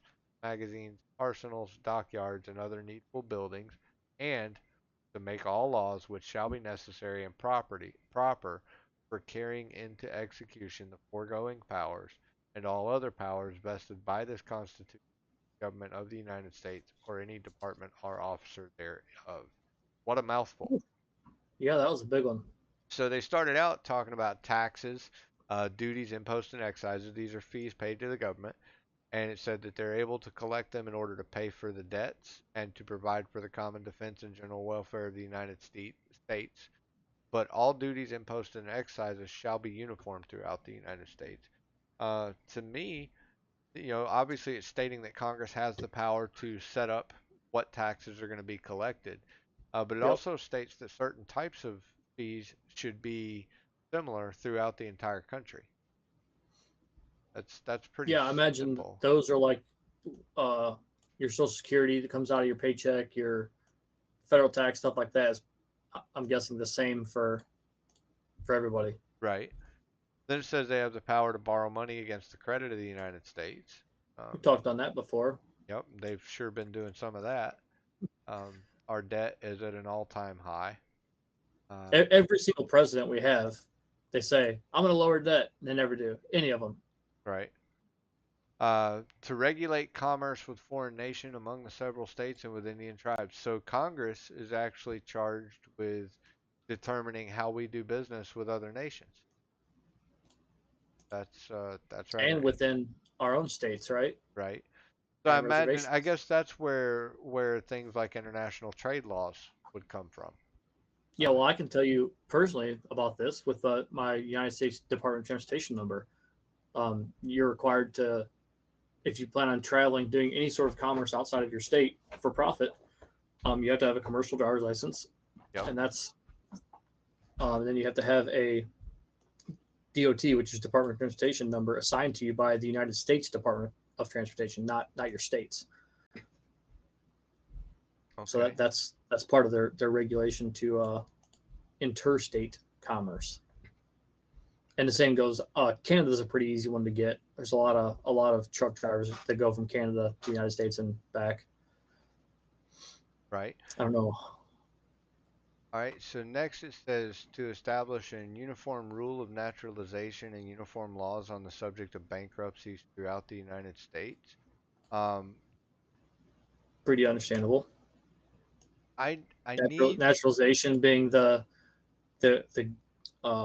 ability to gain United States citizenship for an immigrant. Yeah, I'm curious why they tied that to bankruptcies there, though. I'll have to do Me too. digging on that. That to me, those two subjects don't really seem like they would tie together in a single clause. But yeah, the rule of naturalization. I mean, if you just Google those three words, it pops up with information on how to become a citizen. Yep. Then it says to coin money, regulate the value thereof and of foreign coin, and fix the standard for weights and measures. So they determine how much your dollar is worth. So when you're paying $4 a gallon for 99 cent a gallon gas, now you know who to blame. Congress.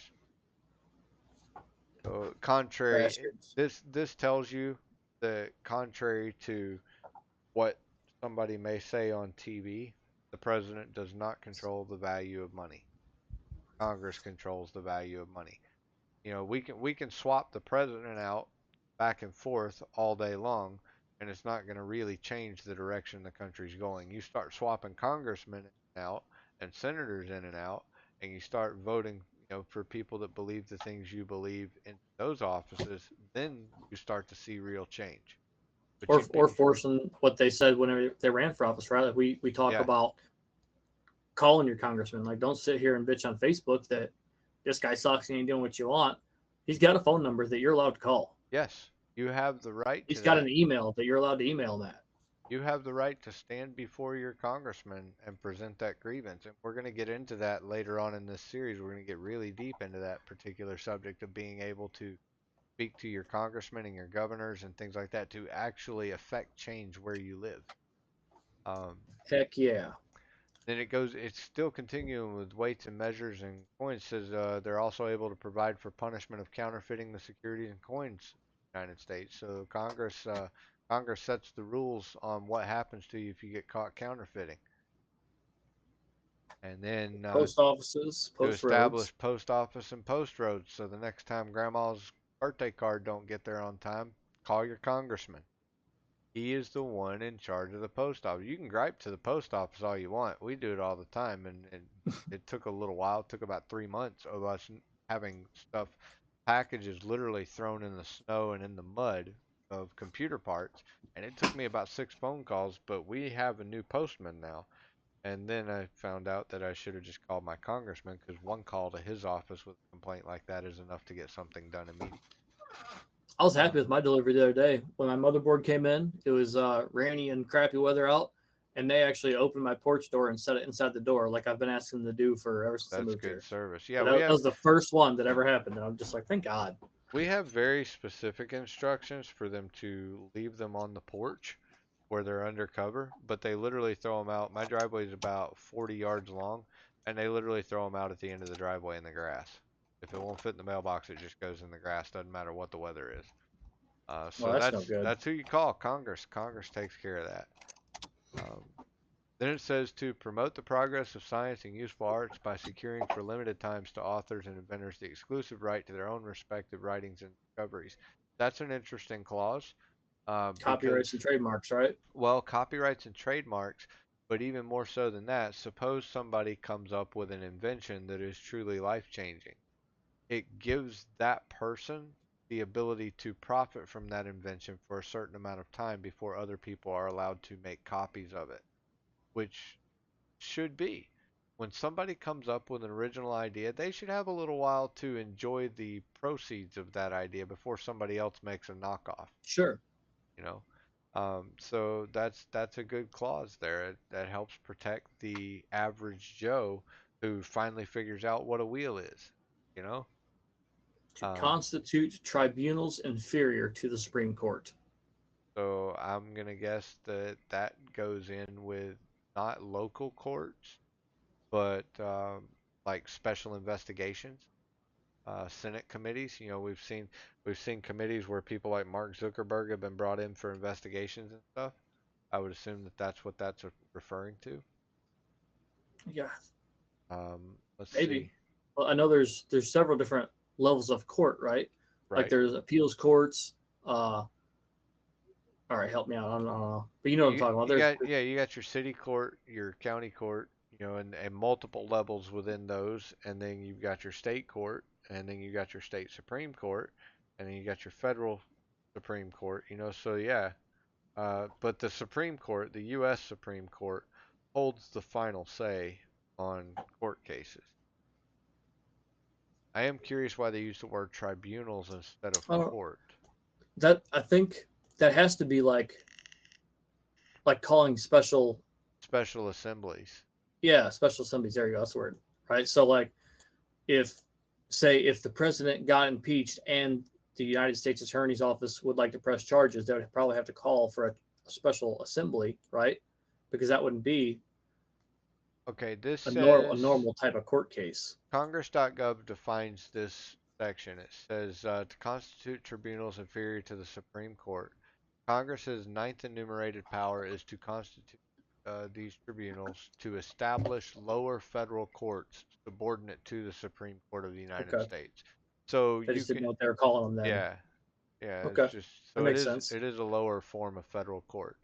Um, the Without having the actual Supreme Court justices right. assembled. Right, exactly. Another judge can oversee, so then you don't have your Supreme Court justices having to deal with so many cases in a day. Um, Makes sense. to define and punish piracies and felonies committed on the high seas and offenses against the law of nations. That's pretty Well, self-explanatory. what's the law of nations? I believe Obviously, that's some sort of agreed upon I believe for that several that was nations. probably something similar to the Geneva Convention. Yeah, that's what I'm Let's assuming. see. They're talking about actual piracies. The law of nations applies to the conduct and affairs of nations and sovereigns. To legal treaties on international law by Emmerich de Vattel, Oh published boy. in 1758, and it is apparently the basis for modern international law. So I guess,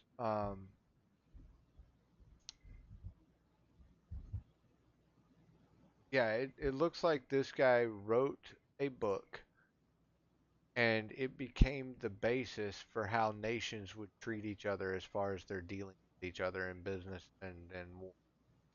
Okay. So not really the Geneva Convention, but if I had to guess, the Kind Geneva of like a Convention, Ten Commandments of international water. right, right. To declare war, grant letters of marque and reprisal, and make rules concerning captures on land and water. So Congress So, has the right to say, "Hey, we're going to war," and we've seen that firsthand. yep. You have experienced it firsthand. Hey, I got a message here from Mr. Emilio. I asked him why I wasn't watching our stream, and sent him the link, and he says, "You are ugly." He's not wrong. I mean, He says, you "Tell know, Cowboy he's ugly." not wrong. And I have a response for that, but I'll save it for his stream. There you go.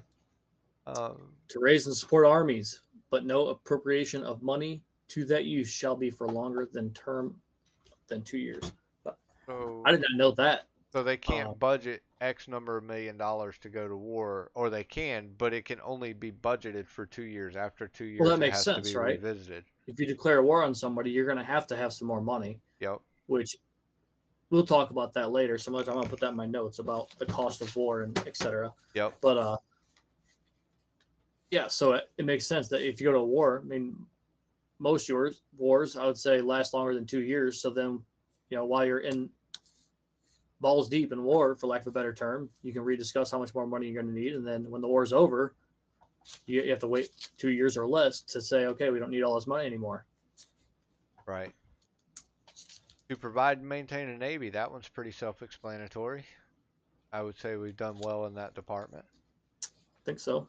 To make rules for the government and regulation of land and naval forces, that's pretty self-explanatory. It's like, hey, these are the rules of engagement, if you will. This is how we operate as a military. This is how we operate when we come in contact. Rules for the government and regulation of, so maybe also establishing like generals, because I know. Yeah, the hierarchy, that makes sense. The Right. government. And I'm sure Congress has a lot to do with making the rules that are followed on base in country Yeah, as well. this is bigger than just like a rank structure. This is talking about like who in government has say so over land and naval forces. So your Secretary of Defense, Right. Vice President, Secretary President, of the Navy. yeah, The that type of Pentagon. stuff. Big dogs. My cousin worked for the Pentagon for a while. That was super cool. Oh, pretty neat. You could see Literally, he classified walked. stuff. Yeah, I did, but I had a top Clearance. secret clearance, so I was good. To provide for the calling forth the militia to execute the laws of the Union, suppress insurrections, and repel invasion. This one's where it starts to get a little interesting. So So Congress as I've has already the said about ability the to call militia, them out. militia is the state level. It's your state's National Guard unit, is what it is. Or if your state doesn't have a National Guard unit, then it's probably an Army Reserve unit attached to your state. That is when this refers to the militia. That's what they're talking about. So the Congress can request from your governor to send. Obviously, the governor always is going to say yeah, but to send their National Guardsmen to go support, whatever, whether it be a hurricane in the Gulf of Mexico that destroyed New Orleans, or whether it be in support of Iraqi freedom or enduring freedom. Here's the question that I have that we would have to definitely dig into later. To provide for calling forth the militia to execute the laws of the Union. So the National Guard has been there to execute the laws. We saw that back in the 1970s, I believe, when George Wallace was governor of Alabama, and he stood in the college doorway to prevent a black person from entering the college, and the National Guard ended up being called out to protect the black students who were being integrated into the University of Alabama. So the National Guard was called out for that. Then it says to suppress insurrections and repel invasions, but there's no mention there of sending the militia to foreign shores to support a war. I wonder if that is drawn in later, or if maybe that is a later law passed by Congress that gave them that power. That would be I something don't worth looking believe up. when it says provide for the calling. So whenever I said they call in the state governor to send their militia, in modern day times, the president or Congress, whoever, can request the use of the state militia. Now, supposedly the governor can say no. I couldn't imagine the governor saying no, but it's not a forceful thing, is the way I understand it now. Right. Okay. All right. So that's interesting. To provide for organizing, arming, and disciplining the militia and governing such part of them as may be employed in the service of the United States, There reserving you to go. the states respectively the appointment of the officers, and the authority of training the militia according to the discipline prescribed by Congress. I got to correct something. I said doctors earlier and not You officers. did. I was gonna cut you off, but Oh, I I'll let it roll. completely misread that word. So the Congress is responsible for organizing or to provide for the organizing, the arming, and the disciplining the militia, and for governing such part of them as may be employed in the service of the United States, serving to the states respectively, etc.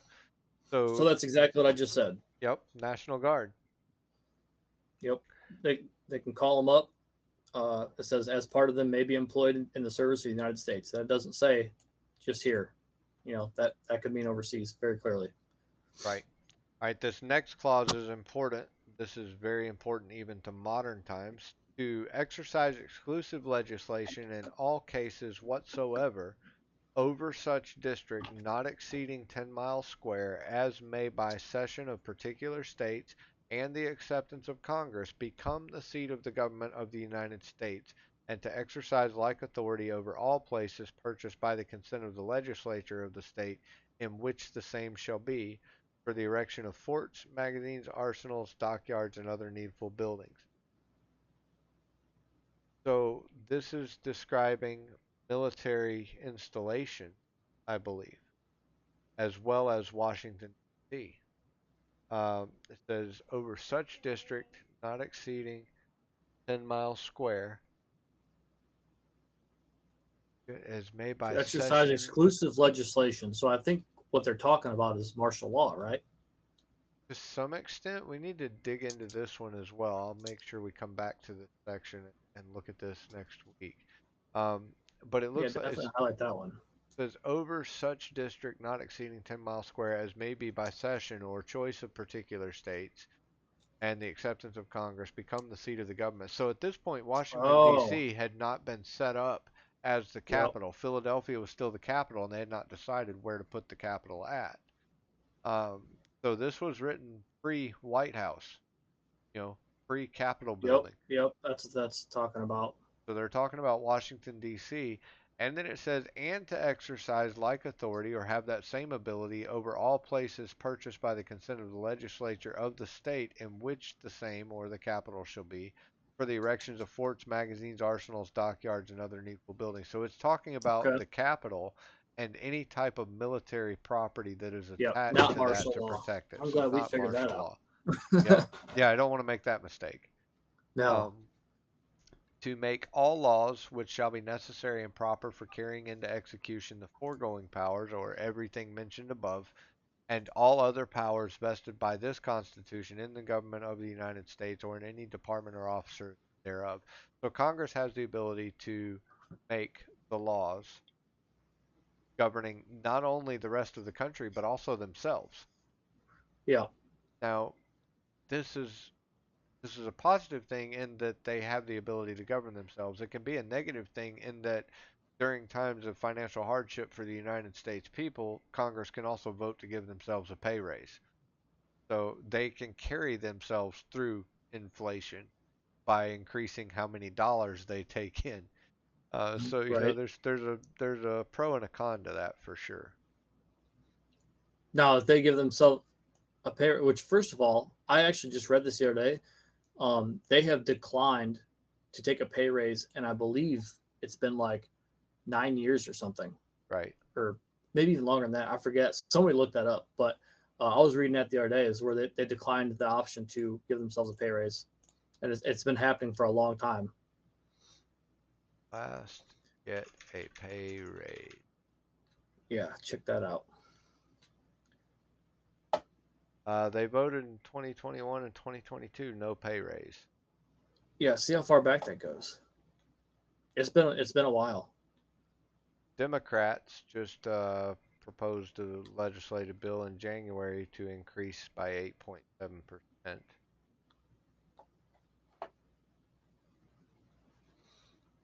Of course. The House members gave themselves a $4,600 pay raise in 1999. So it's been a while since they've gotten Yeah, kind of major pay raise. Um, they're still section getting paid. People, don't worry. Wow, we're already at the 8 o'clock hour. We have 2 more sections to go. You want to go long tonight? Cover I these don't care, last 2 man. sections? We got Um, maybe 10 minutes of coverage. yeah, we can get through them. I think section 9's pretty easy. Okay, I've let's kind of do read it. over it already. Let's do it. The migration or importation of such persons as any of the states now existing shall think proper to admit shall not be prohibited by the Congress prior to the year 1808, 1808. But a tax or duty may be imposed on such importation, not exceeding $10 for each person. The That was a privilege of the lot of writ money.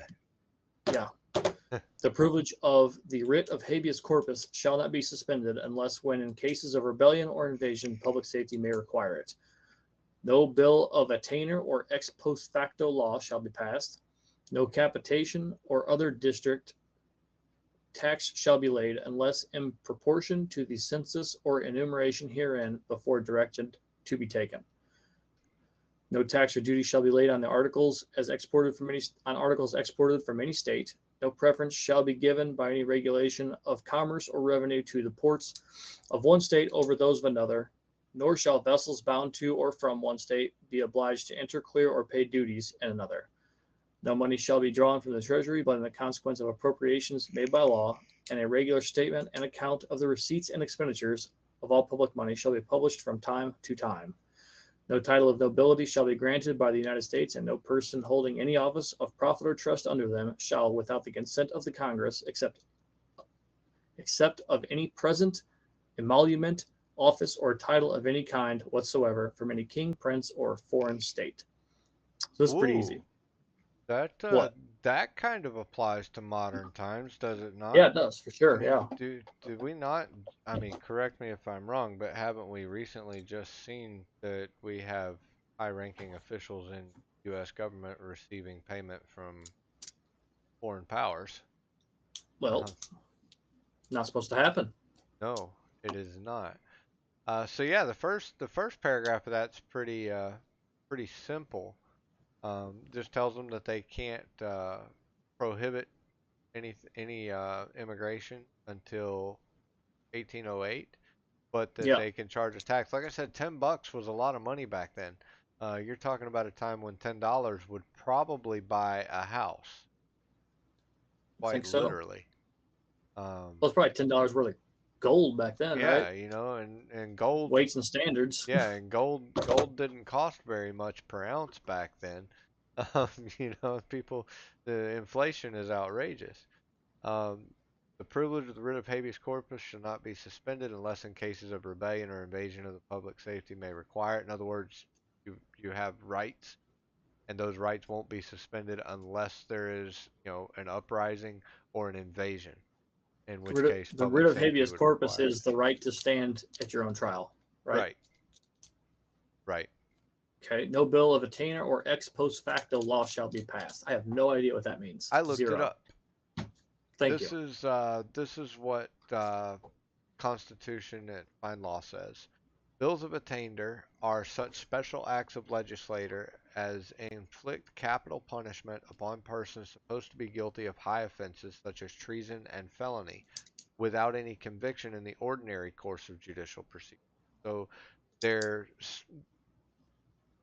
so somebody is guilty of treason, but instead of trying him before a court of law, Congress votes and says, "Hey, he's guilty.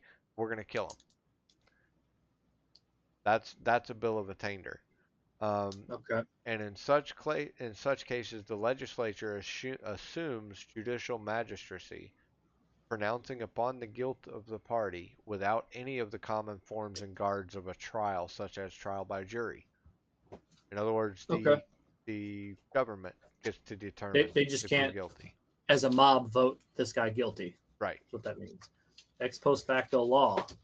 That means after the fact, right? So right, if somebody does a uh, a sin against you and you're a congressman, you can't make that a law later and then punish them. right. Go back and punish them for something they Right. did before. Exactly. No Solid, thanks for capitation. modding. I appreciate You out that. Sorry, I solid? just saw that. She's hoping off. Well, hope off then. Oh, Solid. I know We she's got appreciate you other showing up. things to do. Normally we would let our mods know we were going to go long. I didn't expect this to run past 8 o'clock. Well, if you learned how to read, Right. Um, no tax or duty shall be laid on articles exported from any state. In other words, there's no interstate tax going from Tennessee to Arkansas, for instance. yeah, Um, no state for the no tax for the federal government. right. State State states are taxes still apply. right, right. No preference shall be given by any regulation of commerce or revenue to the ports of one state over those of another. So obviously, the federal government can't say, well, I like the ports in South Carolina better than the ports in New York. We're Right. doing I business own down there. docks here, so we're doing Right. business here. Nor shall vessels be bound to or from one state be obliged to enter, clear, or pay duties in another. So in So other if words, you don't have to pull into a port you're driving past. right. Makes sense. No money shall be drawn from the treasury, but in the consequence of appropriations made by law. So they can't just go up and say, oh, I need some cheeseburgers. I need $20 out of the treasury, please. A regular statement of account and receipts, count of the receipts and expenditures of all public money shall be published from time to time. Self-explanatory. Yeah, No title of that's not very nobility, explanatory on when. time to time, Time to time. When are we gonna get that next treasury report? Sometime, sometime. Right. Either one time or another time. but it will be a time. No, no title of nobility shall be granted by the United States. So that means we don't have knights. We don't call Lord. people Sir Elton John in the United States. And no person holding any office of profit or trust under them shall, without the consent of the Congress, accept of any present, emolument, office, or title of any kind whatsoever. Oh, sorry, whatever, from any king, prince, or foreign state. So in other words, Again, no pretty foreign titles. self-explanatory. Pretty explanatory. Final section for tonight. Section number 10 of Article 1. No state shall enter into any treaty, alliance, or confederation, grant letters of marque and reprisal, coin money, emit bills of credit, make anything but gold and silver coin a tender in payment of debts, pass any bill of attainder, ex post facto law, or law impairing the obligation of contracts, or grant any title of nobility. No state shall, without the consent of Congress, lay any impost or duties on imports or exports, except what may be absolutely necessary for executing its inspection laws, and the net produce of all duties and imposts laid by any state on imports shall be for the use of the Treasury of the United States, and all such laws shall be subject to the division and control of the Congress. Ooh. Yeah, I know that spelling error is driving me nuts right now. My editor is going off. No state shall, without the consent of Congress, lay any duty of tonnage, keep troops or ships of war in time of peace, enter into any agreement or compact with another state or with a foreign power, or engage in war unless actually invaded or in such imminent danger as will not admit of delay. So they're laying out some pretty strict rules for the states, saying, hey, you don't have the right to send a letter of marque or reprisal to someone else. You don't have the right to coin your own money. We'll use the federal form of money. You don't have the right to emit a bill of credit. So I'm thinking that that is borrow against the United States credit. Um, you can't make anything but gold and silver coins a tender in payment of debts. Cannot pass any of the bills of attainder, which we talked about being a Yep. law that would create capital punishment on someone without them going through a trial. No ex post facto laws or any law impairing the obligation of contracts or give anybody a title of nobility. Pretty self explanatory now that we know what those words earlier mean. Yep. Huh. And no state shall, without the consent of Congress, lay impost or duties on imports or exports except what may be absolutely necessary for executing inspection laws. So what this paragraph here is talking about is that states aren't allowed to jack up their taxes on imports and exports beyond what it costs the state to actually hire the people necessary to perform inspections on those imports and exports. I That's would assume that to be interesting. like local customs officers and stuff, Right. what we would call customs officers. And it says the net produce or the net profit from any duties and imposts laid by any state on imports or exports would be for the U.S. Treasury to use. And that all the laws regarding that are under the revision and control of the United States Congress. So if a state passes a law, Congress has to look at it and go, okay, yeah, that's good. Sounds like the state has to present a law because it says revision and control. Yep. So then Congress would revise it and say yay or nay. Right. And then it says no state shall, without the consent of Congress, lay any duty of tonnage, keep troops or ships of war in time of peace, enter into any agreement or compact with another state or with a foreign power, or engage in war unless actually invaded or in such imminent danger as will not admit of delay. In other words, if you don't actually have somebody coming onto your state soil or standing at the border threatening to come on soil, you don't have the right as a state to troops at the ready. Um, Now, that obviously does not apply to the National Guard, which is a federally regulated militia. This is talking about local state-run military. The governor of Tennessee doesn't have the right to build a private military and keep them armed and ready to go to war. Basically, what that's saying. That's too bad. Yeah, we can get into that topic for sure for a long time on stream. I always thought it'd be cool if I had Trump money or Elon Musk money. Like, that dude's building his own spaceships. Why can't I buy a tank, man? Come on. Right? Save that Constitution. So there you go. There's Article 1 of the U.S. Constitution. I know that this last half hour has been somewhat dry. I promise you, as we get deeper into the Constitution, especially when we get to the Bill of Rights, you're going to find a lot more interest. But in order to understand the Bill of Rights, you have to understand who controls the Bill of Rights, who created it, and why it's there. And that's what we're doing this for. We want you to be educated as a civilian or as a veteran, what it is that United States military defends, what it is that our congressmen and senators are sworn to defend, what it is our president is. And once you understand that, then you can begin to understand. Right. So what do you think so far? It's a little bit dry read. Pretty dry. I'm glad we're doing it, and I'm glad we're doing a direct transcript. I wish it was in cursive so I could really feel the nostalgia here. I can get you one. I actually have a copy, and I have a copy which I was allowed to sign. It's on old, shitty paper. I call it shitty. It's just, it's on old looking paper, and the people who make it, actually, it's our federal government. You can go on the website, and I don't know what it is right now, but and you can sign your name to the Declaration of Independence and the United States Constitution, and that's something I did. I thought was pretty cool. Very cool. That is pretty cool. Well, guys, I don't know. You got Well, anything else? Yeah, let's do a quick recap so Okay. it's not all lost. We don't end on a super educational dry note here. We got the Travis Mills Foundation in Maine, right? Yep. Good outreach, good program for veterans to get out, do some programming if they want, spend time with their families, just spend time away, whatever. We got John Kinzel's 106th birthday yesterday. The Navajo Code Talker. Yep. Very cool. Got Chief Tecumseh's awesome poem coming in here. Obviously, that was not his voice, and maybe not even the way he would have read it, because all we have is words, and we don't have recordings. Transcribed to English, it's probably slightly worded different, but the message is the same. We got the CIACowboy coming up with a Tropic Thunder flight on March 29th.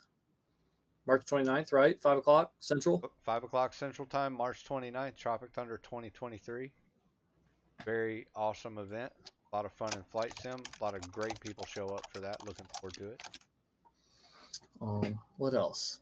Oh, we had Staff Sergeant Christopher Hefner as our veteran spotlight today. If you guys, please, if you're a veteran or if you know a veteran, please get them to send us a video. It's not to inflate their ego or anything like that. It's so we can show people who aren't in constant contact with veterans or in a community like ours, where veterans are a staple.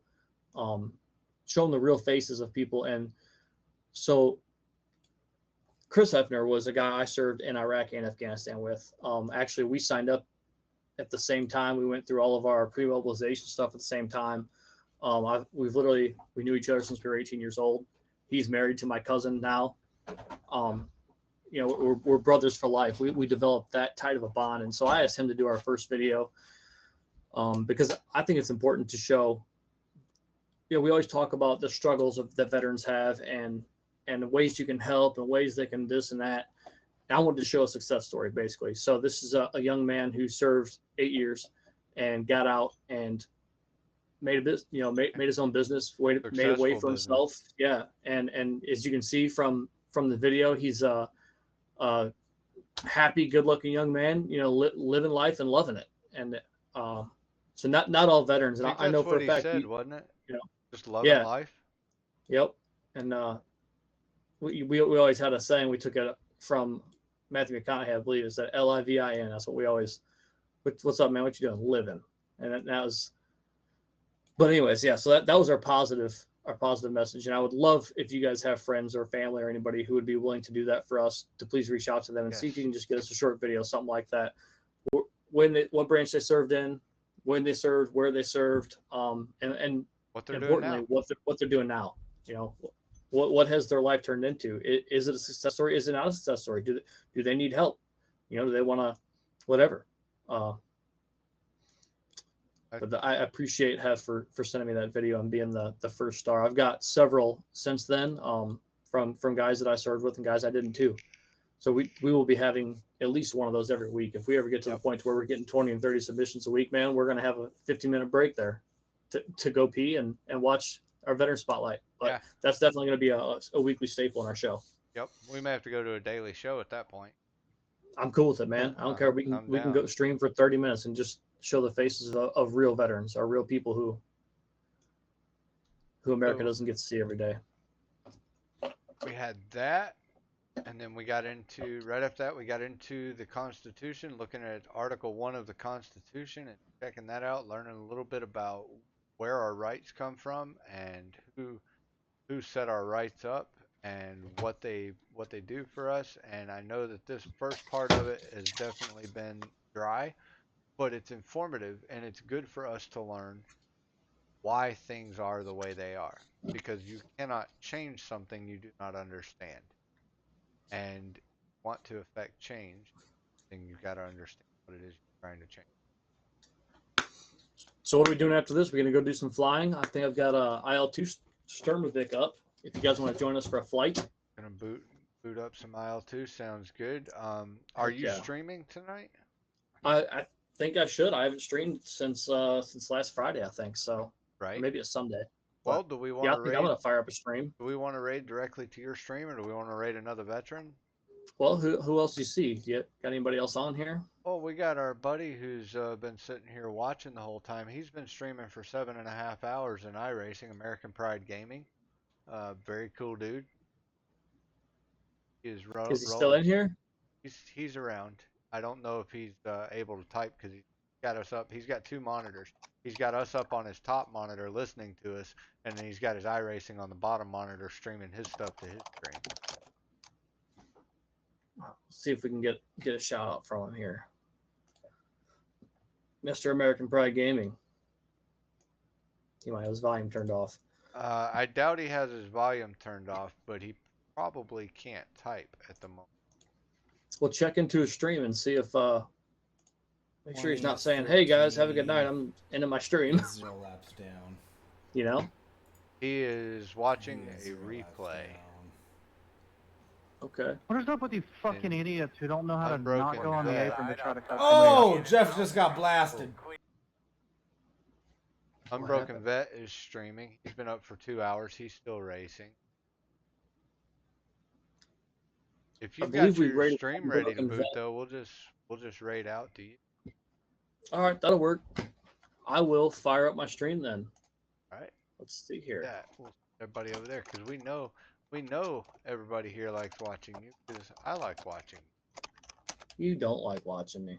So guys, great Go week ahead, this week. A lot of stuff coming up with Patriot View. Be around for some fresh announcements of upcoming Patriot View sponsored events in the near future. Tropic Thunder coming up March 29th. Definitely get your friends and family to send us in the veteran spotlight short videos. Yep. We want those. We want to know, and we want to share success stories of veterans who come home and begun to make a life for themselves. If you are struggling with anything, reach out to us anytime. Need help filling out paperwork? Just need somebody to talk to, need somebody to go catch a fish with, drink a cup of coffee with, ride a motorcycle with, hit us up. Catch up Heck with yeah, us on anything. Discord. We are there for you because you guys have been there for us. We appreciate you. And we're going to set up the raid now. We'll raid out to Patriotic Veteran. Heck yeah. Awesome. Should be live. Yep, just got the notification. Cool. Raid is set. Guys, you can't change the world, but you can change the world around you. I can't talk. I know. Talk about it. Don't talk about it. Either way, be about it. We'll see you You're guys welcome. next week. Oh boy. Hey, there I am, big screen. Thanks.